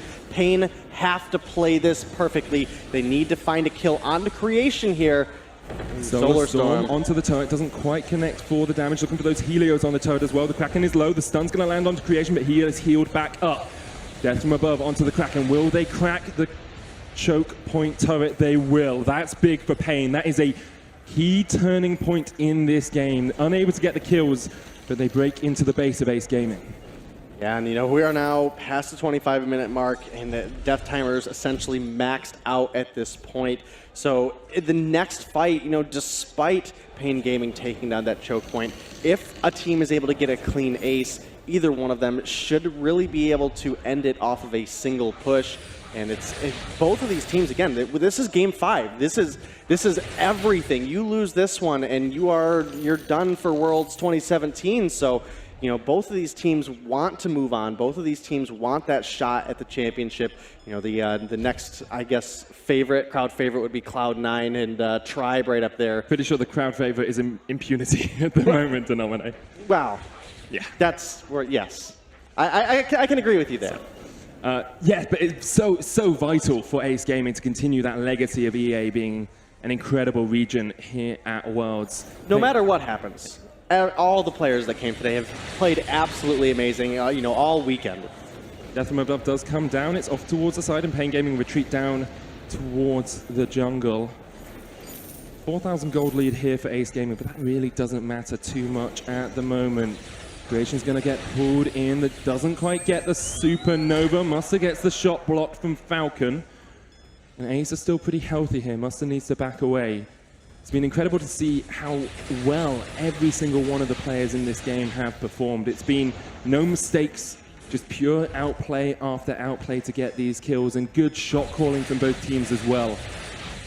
We are coming in to what has to be the final minutes of this game, because we've got nowhere else to go. The next fight will likely win it for someone. Muster still in the base, coming out now. Ace had an opportunity. The Dragon's Eye has been completed on Muster as well. Keeping the Halcyon charges, he has sold that Shatterglass. He thinks he gets more damage out of the Dragon's Eye if he can get the stacks up. Here comes the flank right Bulwark. Stun only going to land onto Youngju. The death from above will get the stun onto Jesuino Ferrer. Looking for the trespass. The stuns are going to land. And now Ace Gaming perhaps on the back foot, but Youngju uses a great sigil. The stealth comes out. Falcon Dorian realizes he needs to get the hell out of there because otherwise he'll get stunned up. A great second stun, but the damage from the active camo. Muster, Solar Storm doesn't quite connect, and now it's up to Tassa to get these flanks off. One shot, one kill. Not going to hit, but Jesuino Ferrer will still fall. A ridiculous kill by a ridiculous player. Creation is shredding through Pain, and Ace Gaming have found the fight that they needed. They're going to take them all down, and are they going to take the win off that? That's definitely going to be a little bit close as these turrets get taken down. It will reduce the death timers, but 45, 50, it's looking like Ace Gaming should have what they need to close this one out. And I think we have EA advancing on in this tournament. What a performance by Ace Gaming, taking it all the way to the best of 5. They'll take down the Crystal turrets, they'll take down the Crystal, and they'll take down Pain Gaming as they go through to the semi-finals.